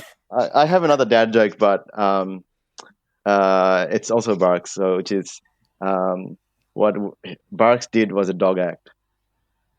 No? Okay, terrible. Yeah. All right, Tanzim, this is where you take over. I'm done. Yeah. I had a thought about, because you brought up Ramy before, and I know we talked about Omar Khayyam. It's just we're talking about the Victorian era and all that sort of stuff. It sort of reminded me that because the show, I'd like to get your thoughts in, maybe not delve into it, but just kind of get a rough idea, because I guess a lot of Muslims are very outraged, because it's so explicit and all that. I guess there's the fiqh ruling of, not having that sort of nudity on screen. That's a different conversation. But in terms of actually talking about what's going on in society and the struggles we have with, for example, how zina is sort of rampant, and Muslims that are practicing have to struggle with sort of those urges, etc., etc. It seems like more in poetry, it's like it's so like it's for everyone to see. It's so exposed. Like your nafs is sort of discussed on a deep manner in terms of women or desires and all that sort of stuff. And I guess it's more openly written about in poetry many centuries ago compared to, I guess, now what's happened is we're very kind of reserved, and no, we don't talk about this stuff in the public. And I guess people get outraged about the show Ramy because hey, why are they talking about it? It should be kept in secret and private, and that's not how a Muslim acts. But then it's kind of forgetting the point where we want to be authentic in our representation, right? And I guess maybe Sadi can maybe elaborate more, but it seems like people like Rumi and stuff that are very skilled scholars, but at the same time in the poetry they're very they share all their sort of desires. So it's like an outlet per se to sort of show yourself. And I guess, would you say like in this day and age we've sort of, I don't know, compartmentalized like Islam in a way where we, like in the public sphere, it's like, no, we don't talk about the XYZ. We've kind of made it like a hard and fast rule, and then that's sort of taken away, I guess, these sort of struggles that maybe all of us have that we can maybe perhaps share and grow from, compared to maybe before it was a bit more open. Like, what would you say like Islam was before and now in terms of society and how it's sort of represented in society? I think we have to, if we want to talk about this, kind of draw a distinction between being in a Muslim society and being in a non-Muslim society, because it's almost like, there is no discourse about how Islam is represented. If Islam is the majority religion, it's only really relevant if it's a minority religion. So that we're really treading new ground, because even in the places where Islam has been a minority religion, and and Eastern Europe, let's say, there is kind of like this old school sensibility that they have. The Muslims are doing their thing, we're doing our thing. This kind of existing in the West and the way we do now, it's we're always just treading new ground. And I feel like I understand some of the criticisms of the show Ramy, if we can draw back to talking about that a bit. But I also really appreciate kind of the conversations that he has begun, and especially in the Muslim community.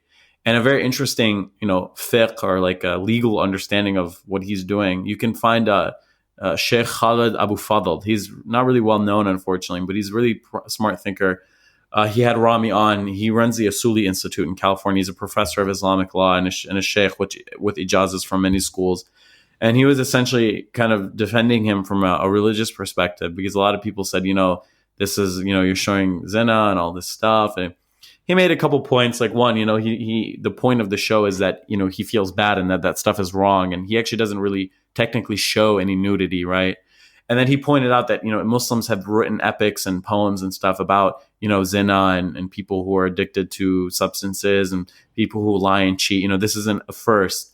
I think maybe because it's on TV and again, we're impacted by this kind of Protestant conception of things that a lot of Muslims gave a lot of pushback to the show. But I think if we look back to our tradition, there's really no shortage of it's really the rule, not the exception, that art produced by Muslims will also include, taboo topics. Even something as sacred as Sufi poetry is full of wine references, right? And I mean, obviously we know that they didn't mean real wine, but they use that reference. So we're not strangers to mentioning the taboo. And I like the conversations that show opened up. So I had some people who were kind of more isolated. Maybe they like lived in a town with not many Muslims, in like America, there's a lot of those. And they said, I can't believe that he brought up XYZ topic. And I say, in the Muslim community, I've personally seen XYZ topic. If you want to talk about, they say, oh, hijabi cheated in Ramadan. That stuff happens in these communities. If you want to talk about whatever issue, his mom almost cheated, all this stuff happens. So I don't really see an issue with us bringing it up and talking about it. Now, I will say, though, the second season, I'm not the biggest fan of. I really didn't vibe with the second season at all. But in the first season, I thought it was interesting. And the way it ended with him going back to Egypt and discovering Sufism, I definitely related to a lot of aspects of the show. And Zirrar, what were your sort of thoughts about that, what I asked? I can't really comment on the show. I haven't really seen it. Oh, okay. It's just on my about, I list. guess, representation of Islam now compared to before within society. You mean in the West? Yeah, I guess that's actually a good question. Like, because I assume, like, because most of us, like, a lot of our Islam is kind of, I don't know, I feel like the West is sort of globalized anyway. So it's like, even like just saying the West is like, I guess, it's the same in most Muslim countries as well. So I'll say, I guess in general, yeah, maybe the West compared to in the past in Muslim countries. It's hard, I feel like everybody's struggling. I think in my experience, I think we're more honest with our struggles, at least in the West, and people are more open about rejecting Islam where they don't feel comfortable with it. And through my travels, this is what I'm finding. I don't know if I should say unfortunately, but I guess it is unfortunate that when I travel to the East, that's where I'm finding the most hopelessness in Islam. That's where I'm finding most of the young people are turning away from Islam. In my travels, so I do tours to Iran as well. If anybody's interested, once the COVID-19 is over, I'll take you to Iran. This is me pitching my tour business. Oh, really? Yeah, I kind of started that for the purpose of just opening people's eyes up to Iran, because when I first went and I saw it, I think I first went in 2017. I landed the day after the Obama administration lifted the sanctions on the Iranian government, right? So these sanctions were in place for a long time. So I landed there. I'm in Tehran the first day, and the next day they announced that sanctions have been lifted. Now there's jubilance in the streets. All the Iranians are just jumping up and down saying, this is great. Finally, our economy will benefit from. And then once there was a prisoner swap, there's an agreement.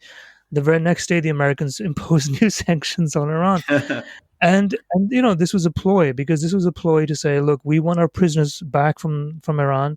We've now got them in Turkey, and the sanctions are back on. So you had this wave of hope fall into despair. Now, the reason I mentioned that was because this is people are waiting to escape Iran in many ways, especially the young who see Islam as a stranglehold on them.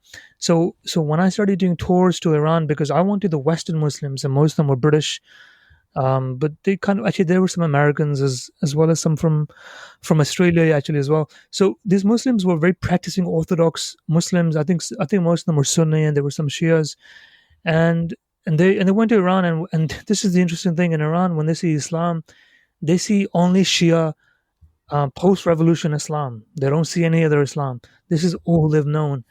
So they saw us praying in masjids, in jamaats, and they were shocked. They were like, "What are you doing? Why are you praying? You don't have to pray. You know, They thought you first. you're from the West. You're from you're from London. You're from Paris. You're from whatever. Why are you guys praying? And I think all of us ended up kind of doing dawah whilst we were there. Two Iranians, two Muslims, and this is what baffled me was that first, I was angry and I was like, how can you not even be Muslim? How could you be openly proud to say I'm not Muslim? And the same thing happened when I traveled to Egypt. When I traveled to Tunisia. Tunisia is another good example of a country which has totally rejected Islam. The government is very anti-Islamic. People don't know this. If you go to Tunisia, if they see you in a masjid and you're a foreigner, they'll follow you because they want to know why is a foreigner coming to a masjid in Tunis, in Karawane. And this this mistrust of Muslims from the West as an example to Muslims in the East, I just find that interesting. It's depressing, but at least people are honest about it. People don't hide it anymore. So that means that gives you an opportunity to at least talk about it and say, what do you think Islam is? Because if Islam for you is a struggle that Ramy has in the West, that's fine. You're talking about it. We can address it. If Islam for you is Rumi's poetry, that's beautiful. Let's talk about it. If Islam for you is Islamic revolution, let's talk about it. But it's in the West, at least in the Western eyes, from a non-Muslim's perspective, Islam is very confusing. They don't know what Islam is. We don't know what Islam is. So, I think before we even explain Islam to anybody else, through my work at least, I'm trying to. If you go to my platform, for example, if you listen to my podcast, read my articles, it's very difficult to identify me as a Muslim, as an individual, because I don't talk about any particular set of values or beliefs. I'm not a Sufi. I say that openly. I'm not a Sunni. I'm a Sunni, but I'm not a Shia. So I don't always make that clear because I want people, Muslims, to just come into and say, it doesn't, I'm not going to do the whole like, oh, I'm just a Muslim, I'm not a Sunni thing. I think that's kind of a Yeah. useless cliche because it doesn't really achieve anything because you have to have a set values you believe in, but at least you should address your concerns. And as Muslims on my Instagram, I constantly get Muslims saying, I'm very confused. I'm this close to leaving Islam, and I've been raised in Sweden, I've been raised in Germany, I've been raised in the US and Canada, and and they ask me, and I'm like subhanallah, I don't know what to tell you, but I can tell you all the things that are wrong with me as a Muslim, and I hope that might give you some idea of how to deal with it, because you don't have to hide it anymore. We don't have to hide it to our parents, to our friends, because now you can talk to people and hopefully address them. So it's been a unification for me in many ways, because I'm kind of addressing these issues with myself whilst I talk to these Muslims in the West as well. So it's kind of a mixed bag. I don't really know how to answer that question, but this is kind of my experience Yeah. anyway. One of you brothers mentioned in Bire's show. Tanzim, forgive me. What was the name The of the creative show? lens. Yeah. Yeah, Creative Lens. Sorry, I keep saying Bire's show. It is her show, but we should mention the name of the show. That subhanAllah, that this suffocation that we have, can't talk about in a productive way of our struggles, and then you've got these government-imposed regimes like in Iran and so forth that are seemingly suffocating people's expressions. Where whilst you have these historical figures who are so out there with engaging these topics, right?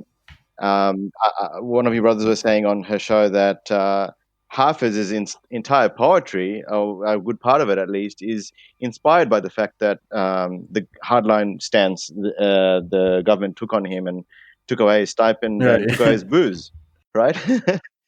Which is easy for, and then when you read this stuff, and another point he made on there, and I'll shut up after this, that in our times, might sound to any practicing Muslim, that's crazy talk. Like, bro, why are you drinking, right? But in our times, you have a whole host of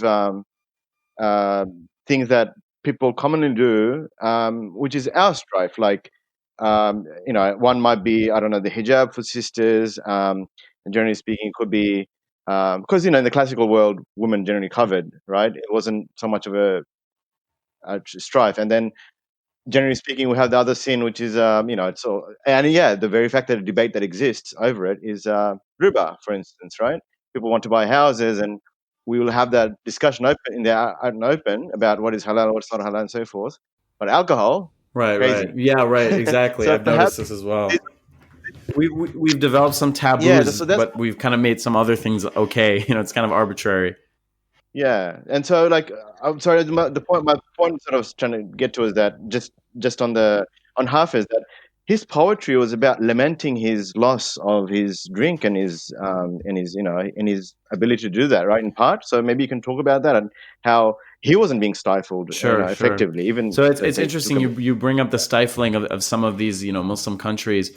It's funny, there's this prominent kind of rebel cleric in Iran. His name is I think it's Hossein al-Ghamiri. He's not really broken out into the non-Persian speaking sphere, but he kind of rebelled against the clerical establishment, and they kind of punished him, and now he's become like kind of a rebel cleric, let's say.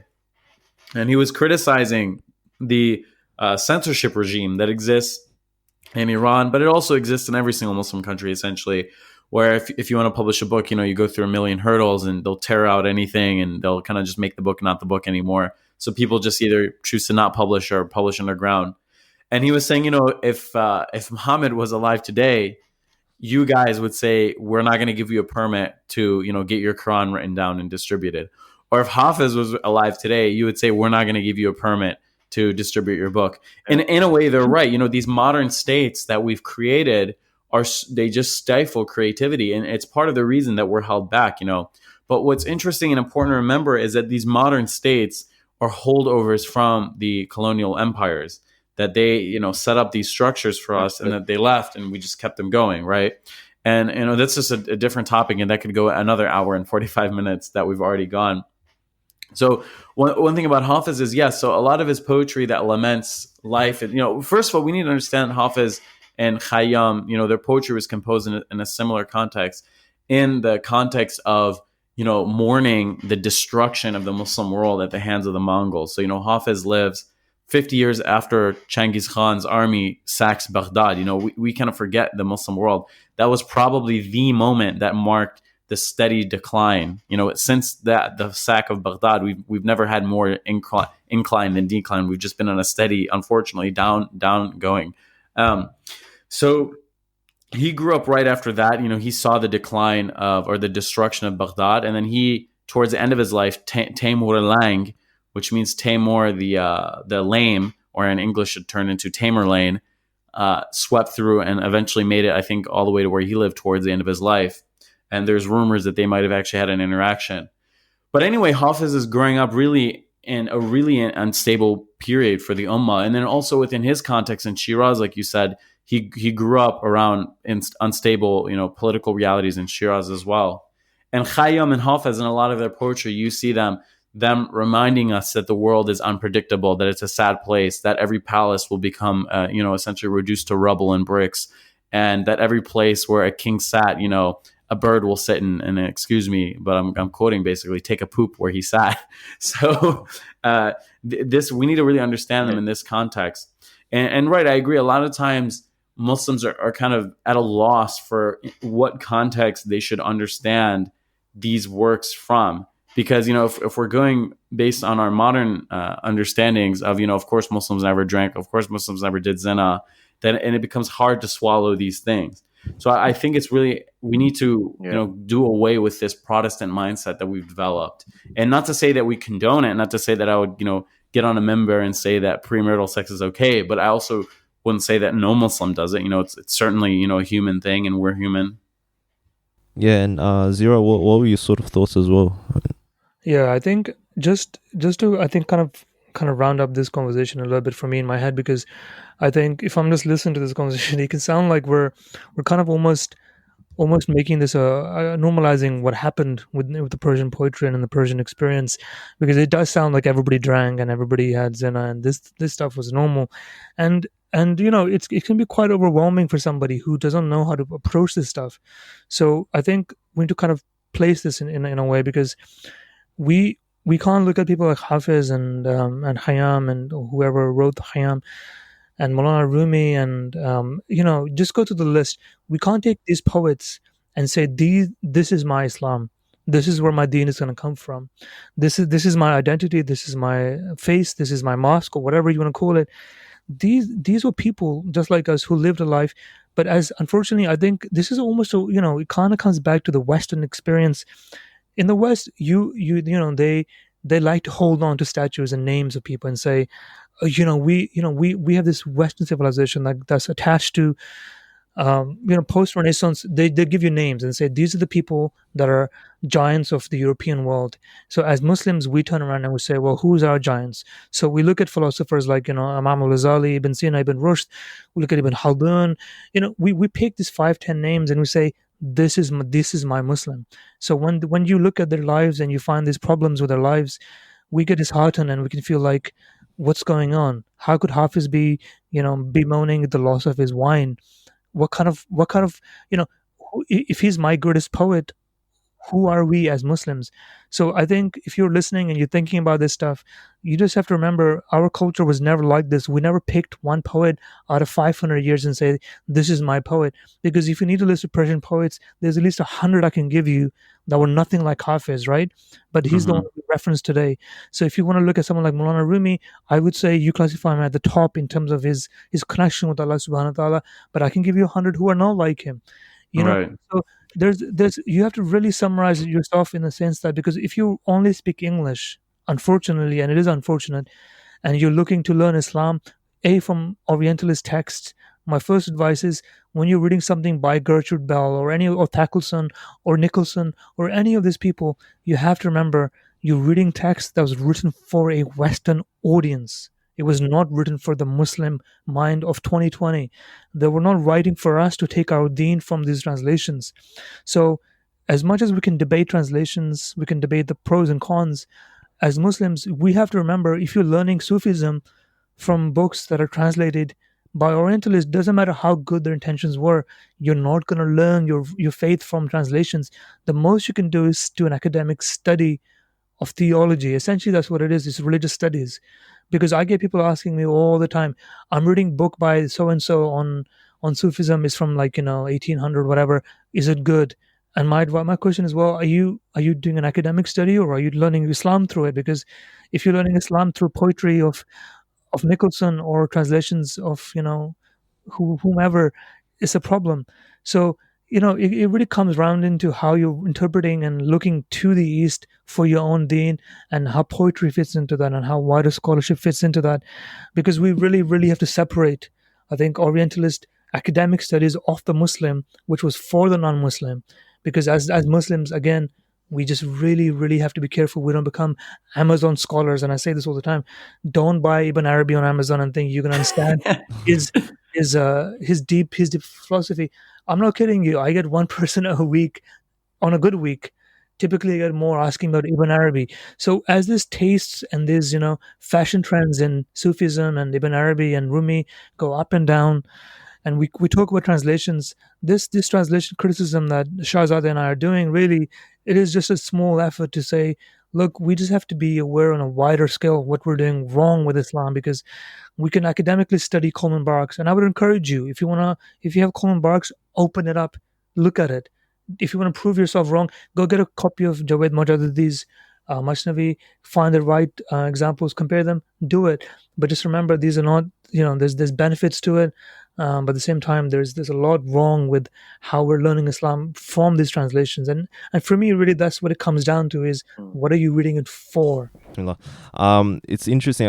By the way, for the audience, Brother Zirrar had to leave, so we gave him our salams. But in terms of, I guess, what Zirrar and you were mentioning earlier, is that it touching on the whole point of the East versus West and all that kind of dichotomy, and Islam.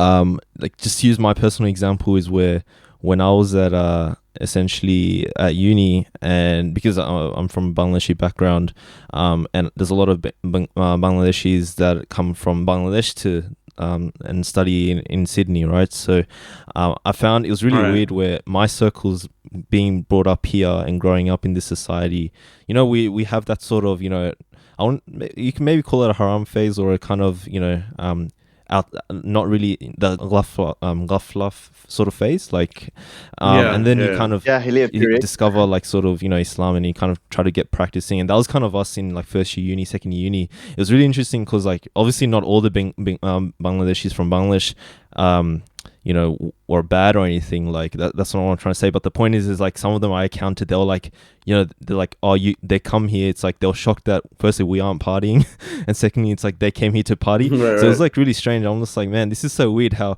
we're in the West, and you know, we've kind of got over that phase, and then, you know, we're just trying to become a bit more practicing this and that. But then there's sort of another group of people that are essentially like coming here just to like see it as, you know, they expect us to be the same in the party sort of nature. But on top of that, it's like, you know, they're a bit surprised, and then that we're not in that kind of manner. And at the same time, it's like they are trying to, you know, be that, which is really weird. So it kind of reminded me, because I was reading some Sufi, like Naqshbandi text. It was like I think from, if you're in, I guess, the West, and you're yearning for that spirituality because you have everything in the material sense, whereas people from the East are actually searching for that material sort of you know, belongings and all that, because they don't have that. So it's like a different kind of sort of journey, which is really interesting. So have you found that, Sharghzadeh, in your sort of, you know, because you have that poetry sense and you've sort of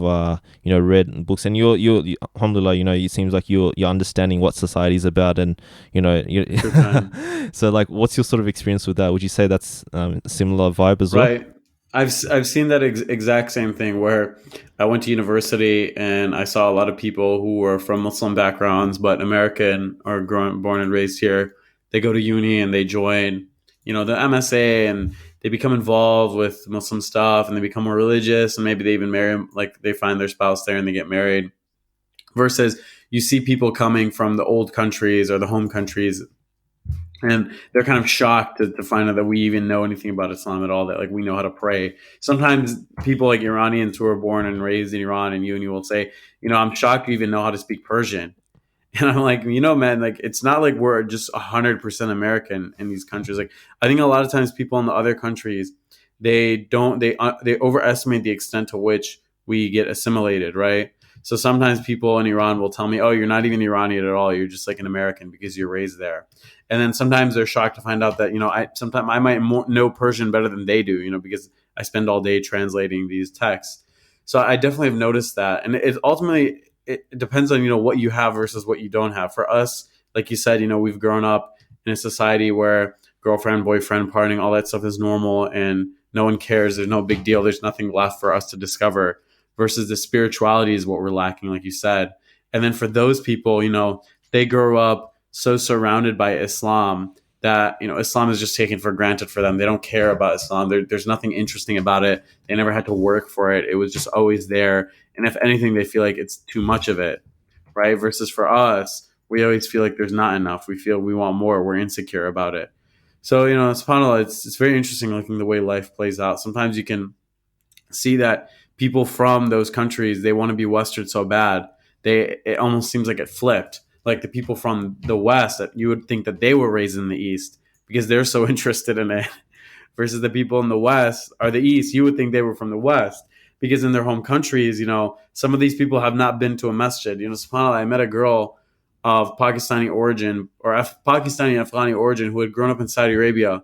But wallahi, she didn't know that she had to take her shoes off in a mosque. She said the first time she went to a mosque was in America with her, you know, friends from uni who were of their same origin, because her family was so secular that she had never grown up going to masjids.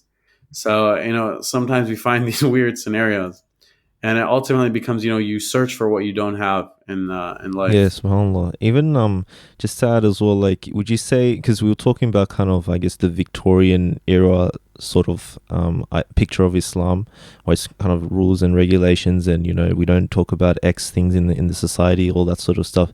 Would you say that kind of Islam is primarily in the East, or are they actually getting the sort of, I guess, flavor and the sort of Islam that perhaps we kind of discussed in this podcast when it comes to spirituality, Sufism, and talking about the desires, etc.? Would you like, what type of Islam would you say is more prevalent in the East, in general? Okay, so what you definitely is you see that a lot of times, we live in a Western dominated world, right? So whatever discourse exists here by default gets sent out to exported everywhere in the world. I remember I saw a video of, I can't even remember if he was lamenting or if he was happy and saying that, we should learn English because of this. This Islamic scholar from the Emirates, it was in Morocco, saying that you guys need to dump French and learn English because everything in the world is written in English. Even texts about Islam, even the majority, amazingly, of works written about Islam these days are written in English. And the same thing can be said for literally any topic. So we see this huge influence of the West and even the Muslim world. So a lot of times the mindsets that I encounter there, they're totally Western, whether it be about Sufism or poetry or Islam as its practice, things like that. So unfortunately, we see this kind of like poisoning of people's minds. And I say poisoning not because, because it emerges from the West, but just it tends to be that the discourse is about Islam, even the worst of it, like the Islamophobia, gets exported to the East, and you see people apostatizing or repeating Islamophobic narratives, things like that. I encounter occasionally atheists in Iran who, they say, you're not a Muslim. And I say, why? They say, because, a Wahhabi is the true Muslim. They have this idea, this puritanical Protestant idea they've imported that like the only real version of Islam is the one that, they practice in Saudi Arabia, which is like super literalist. And, there's no room for ikhtilaf or debate or, going a little bit astray. So I don't know. Unfortunately, it seems like even when you go to travel to the East, and I noticed this a bit, it was kind of disappointing. You get people from the West or Muslims, and they travel to the East to try to experience Islam, and they would say the authentic way, and they go and they get disappointed, and they find something that's worse than what they had in their community masjid, so to speak. So, subhanAllah, we're living in kind of dunyai ajayib, as we'd say in Persian, like a world of weird things.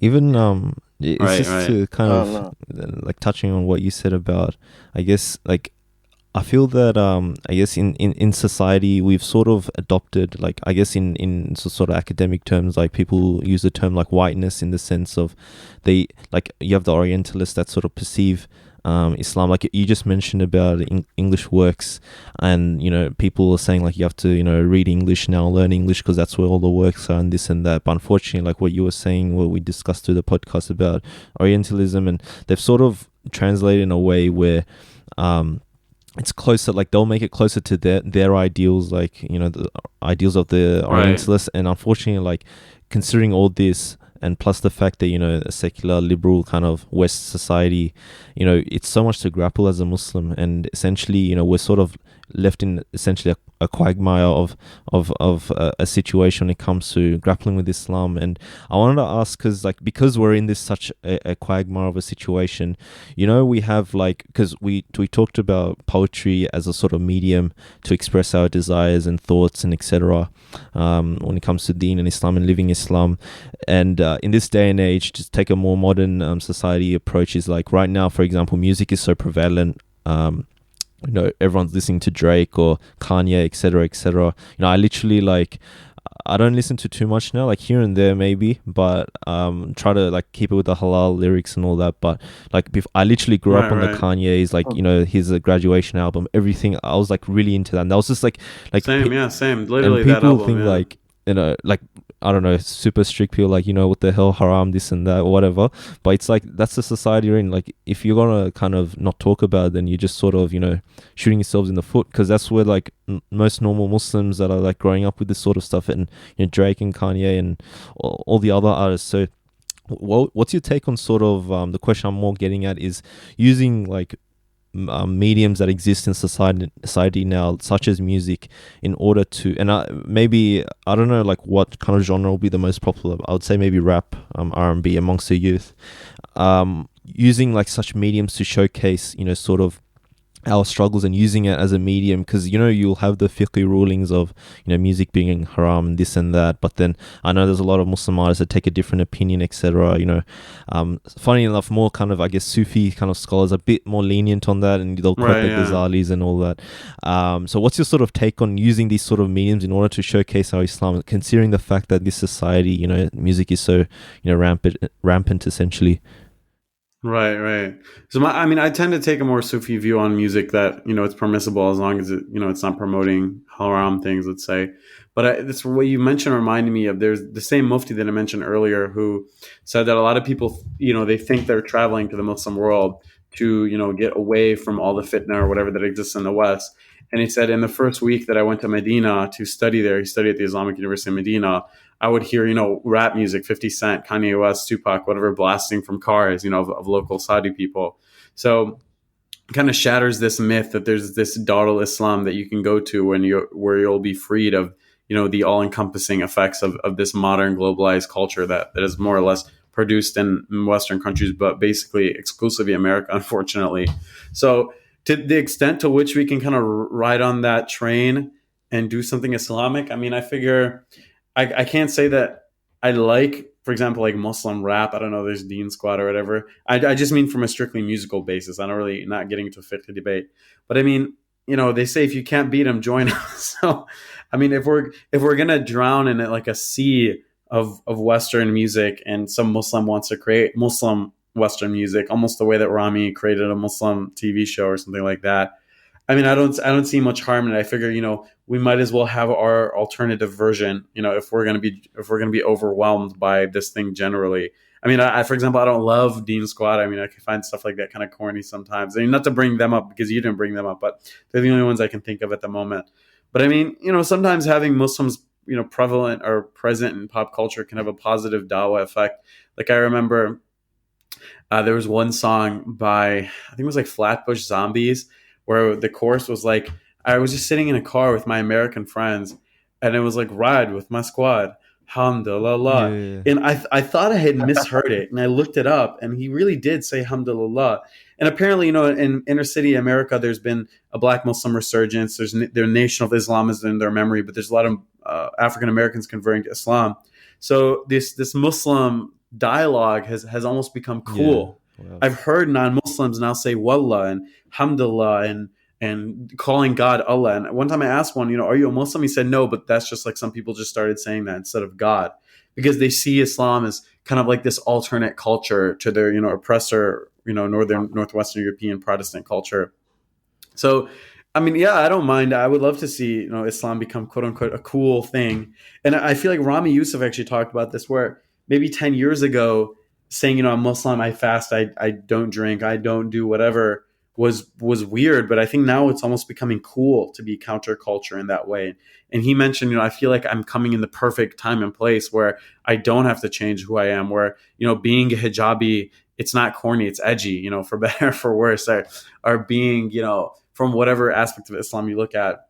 So in a lot of ways, I think that can have a positive effect if we're present in popular culture. And I feel like it's begun with Black culture, because, African Americans, I feel like they have this long tradition of Islam, and a lot of them, or their parents maybe descend from immigrants from Muslim countries, or if they're the descendants of indentured, slaves, that they still came from, countries in West Africa that are Muslim. And again, there's that history of Malcolm X and the Nation of Islam. Every once in a while I see a rapper, revealed that he's Muslim. Ice Cube is Muslim, and Dave Chappelle is Muslim, and so many of these, figures in popular culture in America are Muslim. Occasionally, you'll see a picture of one with like a thobe, and I'll be like, "Wait, is this real or is this like a joke?" So I think there can be some benefit in us, being present in popular culture. Yeah, like I definitely agree, and even like you brought up Ramy, because Ramy's a good case study in this sort of situations, because he's sort of taking the best of both worlds, in the sense of he's talking about Islam, but he's also talking about sort of struggles in society. Like, I guess one thing about the show is that he's portrayed his character in a way where doing the sort of normal sins that I guess a lot of people seem to do, or even like non-Muslims do, within society. But then I guess the whole basis of that is that essentially he is trying to get better, and then he is trying to sort of find Islam, and then they actually portray in a way where, you know, Islam is showcased he may not have reached that point, but then the kind of underlying thing about Islam is that it's still like there's something there that I need to grasp. I think like that's what I kind of like about the show, is that he's in that quest, in that search. He may not have found it yet, but he's in that journey. And that's the thing about going back to rap music and music, is like what's happened now is because of, you know, the haram policing and all that. It's like, okay, cool, all right, let's not make music, but then, you know, next minute there's no alternative. There's just like people are still listening. It's like, what are you sort of offering? And even that alhamdulillah verse is like so profound, because like non-Muslims are saying it's cool. People are gonna probably go on Google and search it up and learn what it means and start thinking, you know, it's cool. Exactly, and it's about making that sort of difference. And I guess that's not what we're sort of doing at the moment. And it's sort of going back to what you're doing in your whole project, is that we're actually trying to reconnect with the tradition and get to its core and foundation in order to bring it out to the people. Because let's be real, like it like poetry amongst like not you know, amongst certain crowds is like cool and hip at the moment, especially on Instagram and everything, right? So I've noticed that. So it's like, you know, bringing that to the light. Yeah. So would you say that's the case as well? Yeah, ultimately, I think I'll go back to what I said earlier, in that there is a positive effect of just kind of being in the discourse generally, of being known. You know, 20 years ago in the West, no one knew nothing about Muslims. You know, I have a friend who I have a small podcast with that we do occasional episodes, who's a Bahraini who grew up in America in the 70s or the 80s and 90s, I should say. And, you know, back when he was around, no one even knew who Arabs or Muslims or whatever were. And nowadays, like, random white people know about Ramadan and halal food, and they know random tidbits of Islam, basic stuff. And I feel like almost everyone in the mainstream Western society is becoming more and more aware of Islam. And, you know, that's good for us to be known, and for random Westerners who are interested in spirituality to know that, you know, we're one of the options. So I think ultimately there's something to be said about, you know, having a space in the public dialogue, you know, whether it's a good or bad dialogue that's going on, I guess, at least for being talked about. Because even a lot of people I've heard of who converted because of the backlash. Like they're like, I heard so much about Islam after 9/11 that I looked into it and I became Muslim. You know, there's this quote that's attributed to Ali ibn Abi Talib, who says, you know, we're like the rose, where if someone crushes us in their hand, we'll leave a good fragrance on there. And I thought that was a really profound and beautiful quote. So ultimately, to respond to the people who say, you know, music is haram, whatever, this TV show depicts haram, I think there's like a maslaha argument that can kind of be made, where, yeah, maybe there's like a sin in Ramy kissing a girl on the TV show. Sure, that's just a sin for Ramy. And I think the show makes it clear that he's not encouraging it. So it's not like, you know, he's encouraging it and then he's going to take on other people's sins. But, you know, what about the random white person who watches Ramy and they're in a low point in life, and Ramy depicts how, you know, hope, how Islam can give someone hope, and maybe they become Muslim, and maybe they go to Egypt and they become the next Hamza Yusuf, and maybe, you know, 1,000 people or 10,000 people turn to Islam because of them. So, you know, who knows how these things stack up against each other, and how in the end, you know, how the good and bad will be weighed. But I think ultimately, you know, we need to try to be in the public conversation, and not just, you know, build a masjid and go eat food and pray and go home, but try to be visible in society. And I think we're so hyper focused on getting a job and getting a degree and, you know, having kids that we forget that these creative endeavors are also important, right? Like a lot of times sometimes I get frustrated where I would see, you know, Muslims DM me, oh, I love your page is great, or we need something like your page so badly. And I say, great, thank you. Can you please donate $1? And they would ignore it. And it's like, well, don't DM me saying, you know, we need your page so badly if you're not even going to DM me $1 and you live in New York City or something like that, right? It's not like a person from Iran where they can't afford it. So we need to turn our attention to, I mean, stuff like this podcast as well, like more efforts like this, right? We're so focused on the dunya stuff of getting a degree, getting a job, but we've kind of totally ignored the cultural presence that we have. SubhanAllah. You know, just going to talk about just this aspect, if we can, that there's an undervaluation even amongst Muslims of, you know, art. And, you know, when you do all this traveling, that's what do you see, the architecture and the and the, you know, the past, you know, as preserved in those physical forms. But even if we look into some of this poetry, you see, there's, even Maulana Jalaluddin Rumi's his first chapter of the Masnawi is about the flute, right? Mm-hmm. And what do Muslims know about flutes now? Nothing. Irreligious, right? He didn't know Right. nothing. Yeah. Exactly. And Music is haram. All music is haram. yeah, and like you have to cast this. And you said that you follow Sufi opinion on music. I mean, that's actually mainstream opinion in the Hanafi school. Right. I'm Exactly. not trying to be preachy, but where the even Abedin mentions that where it's for upright users, it's all good. But I think that slippery slope sort of take on things. If you do this, then you'll end up in the clubs or something. As Right. made it all into not allowed. And I'm just itching to mention this. I've got it in front of me, and so I'm going to do it. Sadi has and you'll know much better than me, that story of when he went to see musical. He went to Yeah, there's a very famous hikayah. Yeah, and he says this was actually an exam for me in my Sadi class. Oh, really? Yeah, okay. That hikayah. Yeah, and I like this. I know this. I'm no exaggeration. Like I've probably read this so many times. I've found in my and that's I'm 35 now. Like my 20s, really. Like I referred back to this work so countless times. And this is very personal, but I stopped listening to a lot of the lectures and stuff out there because they're just beat down. And I read this stuff because there's so much to.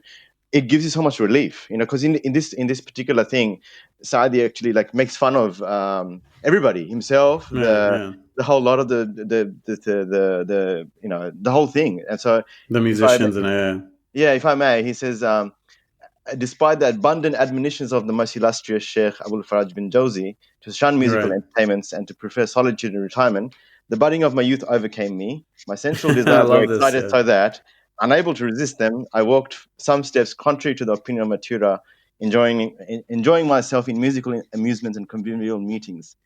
And then he goes, when the advice of my sheikh occurred to my mind, I said, if the qazi was sitting with us, he would clap his hands.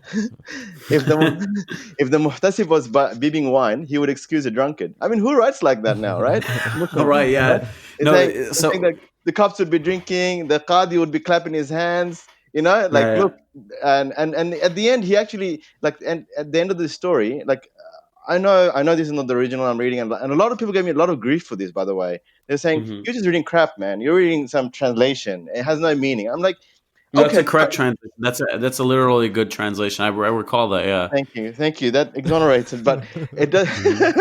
it hasn't helped me because. People, they'll be like, just, listen to a lecture or something. I'm like, well, I can't relate to these people, they have none of this anecdotes that show that they themselves didn't climb the pulpit without going through life. And in this little story, at the end, he doesn't have a big moralizing point. He just says, because the whole story goes on, as you know, that the musician was terrible that night, right? And it was like someone wailing for his dead father or something, right? Yeah, and then he regretted ever listening to it. That's right. But at the end, he doesn't say, don't do it, like in that sense. He says, just make sure the voice is a pleasant voice. So he says, a pleasant voice from a sweet palate, mouth and lips, whether employed in singing or not, enchants the heart, right? Right. So, and the other one too, where he says that he it's so funny. He says to this guy who was reciting the Quran, why do you trouble yourself reciting the Quran? And the guy says, nothing. I don't get paid for this. I do it for the sake of Allah. And he says, for the sake of Allah, don't recite. Your voice is terrible. No, yeah. Your voice is terrible. And he's so funny. He's so funny. So, it reminds me of this humor that we have. There's this one thing that Rumi writes in Arabic. He said, I can't believe I can't actually know, not that I can't believe it, I can't remember. He says إذا زنيت فسomething بالحرة وإذا سرقت تسرق بالدرة or something like that. My Arabic isn't that good to memorize it, but basically he's saying if you do zina, do it with a hurra. A hurra is a free woman. That means a beautiful woman, basically, in that Arabic. And if you want to steal a pearl. So here Rumi is saying, if you're going to ruin your dunya, at least ruin it for a good dunya. If you're going to ruin your deen for the dunya, then at least have a good dunya, right? Here he's giving admonishment to someone who's wasting his time doing haram with meaningless things. But if a modern person would read that, they wouldn't believe that a qadi wrote that or that a mufti wrote that. But we've kind of fallen into what my friend called anxiety Islam, where in this post-modernity, post-colonization world, we're so anxious about Islam fading away or us becoming non-Muslims that we've become we're going too hard on the literalism and on the piety aspect of it. It's just too no fun, and that's ultimately what drives people away from Islam. They come and they see this dry tradition that's just no, not allowed, disallowed, haram, brother, and they leave. I heard so many stories of women who they say, every time I went to the masjid and to the musalla, the place where women do wudu, and someone yelled at me for having my fingernails painted, so I left. Or a guy says, yeah, the uncle, I went to do my wudu and the uncle yelled, the water didn't travel upwards in your ear canal, you just pointed down. So he leaves. Yeah. And we push people away from the religion with this all or nothing mindset. SubhanAllah. That anecdote of Sadi, and I'll shut up about it, but maybe you and I'll just call you and we'll have a chat. But there's that anecdote where Sadi comes across a young man, he's barely an adult, and he was reciting, the Arabic syntax, Zaid struck Amru, that whole, what you learn at the beginning. Right, we learned that as well. Yeah, and then Sadi, and he saw him that, you're so like staunch and zealous and so forth. And Sadi says, hey boy, how come that fight still exists even though Khota and Khawarizm have concluded peace, right? Like, how come those two guys are still fighting? And then he says, and then the boy turns around and says to him, who are you, And he says, he doesn't let out that he's Sadi. And then he goes, but I'm from Persia. Oh, he mentioned the city. He mentioned Shiraz, the land of Shiraz. And then the boy says, what do you know of the compositions of Sadi? And he's asking Sadi. So it's like we have that attitude, isn't it? Like we have that boy's attitude, that very rigidity, and he's still got a long life to live, probably, Allah, right? Like any person, a life to live anyway. And you see in Sadi's attitude and others' attitudes that, like, just be real, like, just be authentic. Don't, it's almost like, what you see in social media now, like, you create this exterior of, that's so cleansed and, nowadays even with filters and things, right? Like, far away from actual art. And I know maybe I'm being a bit of uncle here too and being very harsh, but but ends up, ironically, like suffocating the whole thing. That the very point of these people, that attitude is to, obviously get all away from these bad things and so forth. But you see the attitudes of these great students. Like Sadi studied at Nizamiya for 20 years. He's an actual scholar and a poet and traveled so much. Yet look at his sort of so much more casual attitude in the sense of right. We'll get there. We'll get there in time. Like, just don't. Yeah. Right. We were never this dry and bila fun, as we would say, mixing English and Arabic. We're so dry and boring now, and we just made Islam, original and boring things. And so, inshallah, we need to be more confident in Islam and be okay with a little joking and messing around. But brothers, I'd love to continue talking, but I too also have to go, unfortunately. Okay, fair enough. Appreciate it. Jazakallah khair for coming on. Really appreciate your time, mashallah. Thank you so much for having me, inshallah. Sorry, would it be possible to ask you one more question before you head off, or do you need to head off now? Yeah, of course. Go ahead. Because we usually ask this question to all our guests before we wrap up the show. So if you had to chill with three people in a cave, because boys in the cave, who would they be? They can be anyone from the past or present, because it would be good to get your thoughts, because your sort of background and the sort of works you do. It'd be good to get your perspectives on the people you'd hang with. Sure. The first person would be Hafiz, definitely. I would want to talk to him and get him to clarify all the ambiguities in his poetry. Although maybe that would just ruin his poetry. Maybe that's the beauty of it. Yeah. But I'd like to know who he was as a person and get to know some of him, because so much of his life is clouded in mystery. And the second person is Sadi, because I'd love to see how he would admonish me and how he would roast me and the type of life advice he'd have. And as far as the third person, that one's going to take, I didn't have that one ready, but I always have wanted to know them. The third person... Mashallah, Sadi. Probably might get some hate by Iranians, and also maybe just get in trouble generally. But Imam Khomeini, not because I'm a fan or anything, but just very interested to know the type of person he was, because I feel like he's him and his life has affected the Muslim world, and also, me as an Iranian, my life and my family's life so much. But I think that almost like understanding who Rumi was is so clouded by our modern world. He too, I feel like, on one side, there's people who are hardcore Khomeinists who really like him, and I feel like they have an exaggerated idea of who he was. And then there's hardcore anti-Khomeinists, who is basically everyone else, who are like super detractors and like, no, there's nothing redeemable. I'd just like to sit down with him and get to know what he thinks like, and maybe if I could show him modern Iran, what his thoughts of the country would be, or just generally his outlook on a lot of things, because he's also clouded in mystery, because there's aspects of his life where you look and you think that he would be like a really strict hardcore Muslim, and then he also wrote a lot of wine and love poetry that was based off of Hafez. So I just like to know what type of person he was, and I don't know, just talk Iranian politics with him. Mashallah, they were very good insights, and yeah, that'd be amazing to have a conversation with those three in the cave. So Jazakallah khair, we appreciate your time. Thank you so much for I want to having me. make a quick fact check. So I got Teachings of Rumi. Is E.H. Winefield a good translation? That's my book of Rumi.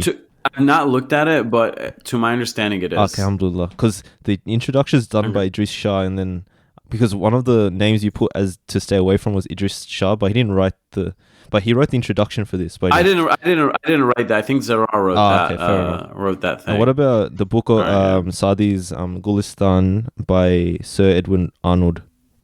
I don't know about that, but the Wheeler Thaxton one is good, and I can just send you that in like WhatsApp. Okay, brilliant. Jazakallah khair, appreciate. Yeah. That was sorry, Sadi. Thank you so much for having me.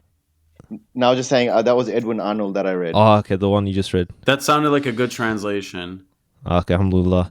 Probably wrap it up there. Jazakallah khair again. I said it like 3 times. So but yeah, it was really insightful. Definitely looking forward to this episode. So for our listeners, thank you for giving us your attention. If you have any questions or queries, feel free to email us at info@boysinthecave.com. And you can follow us on Facebook and support our project, inshallah. And we'll also put the links to Sharghzadeh and Zirrar's project. Definitely help them out. Donate. We'll send all the links, inshallah. So for our special guest, Sharghzadeh Zirrar, and my special co-host Sadi, who we've done an episode before, so you can definitely check it out, his episode as well. And myself, we wish you all the best. This is Tanzim signing off. Assalamu alaikum. Alaikum assalam. Bye.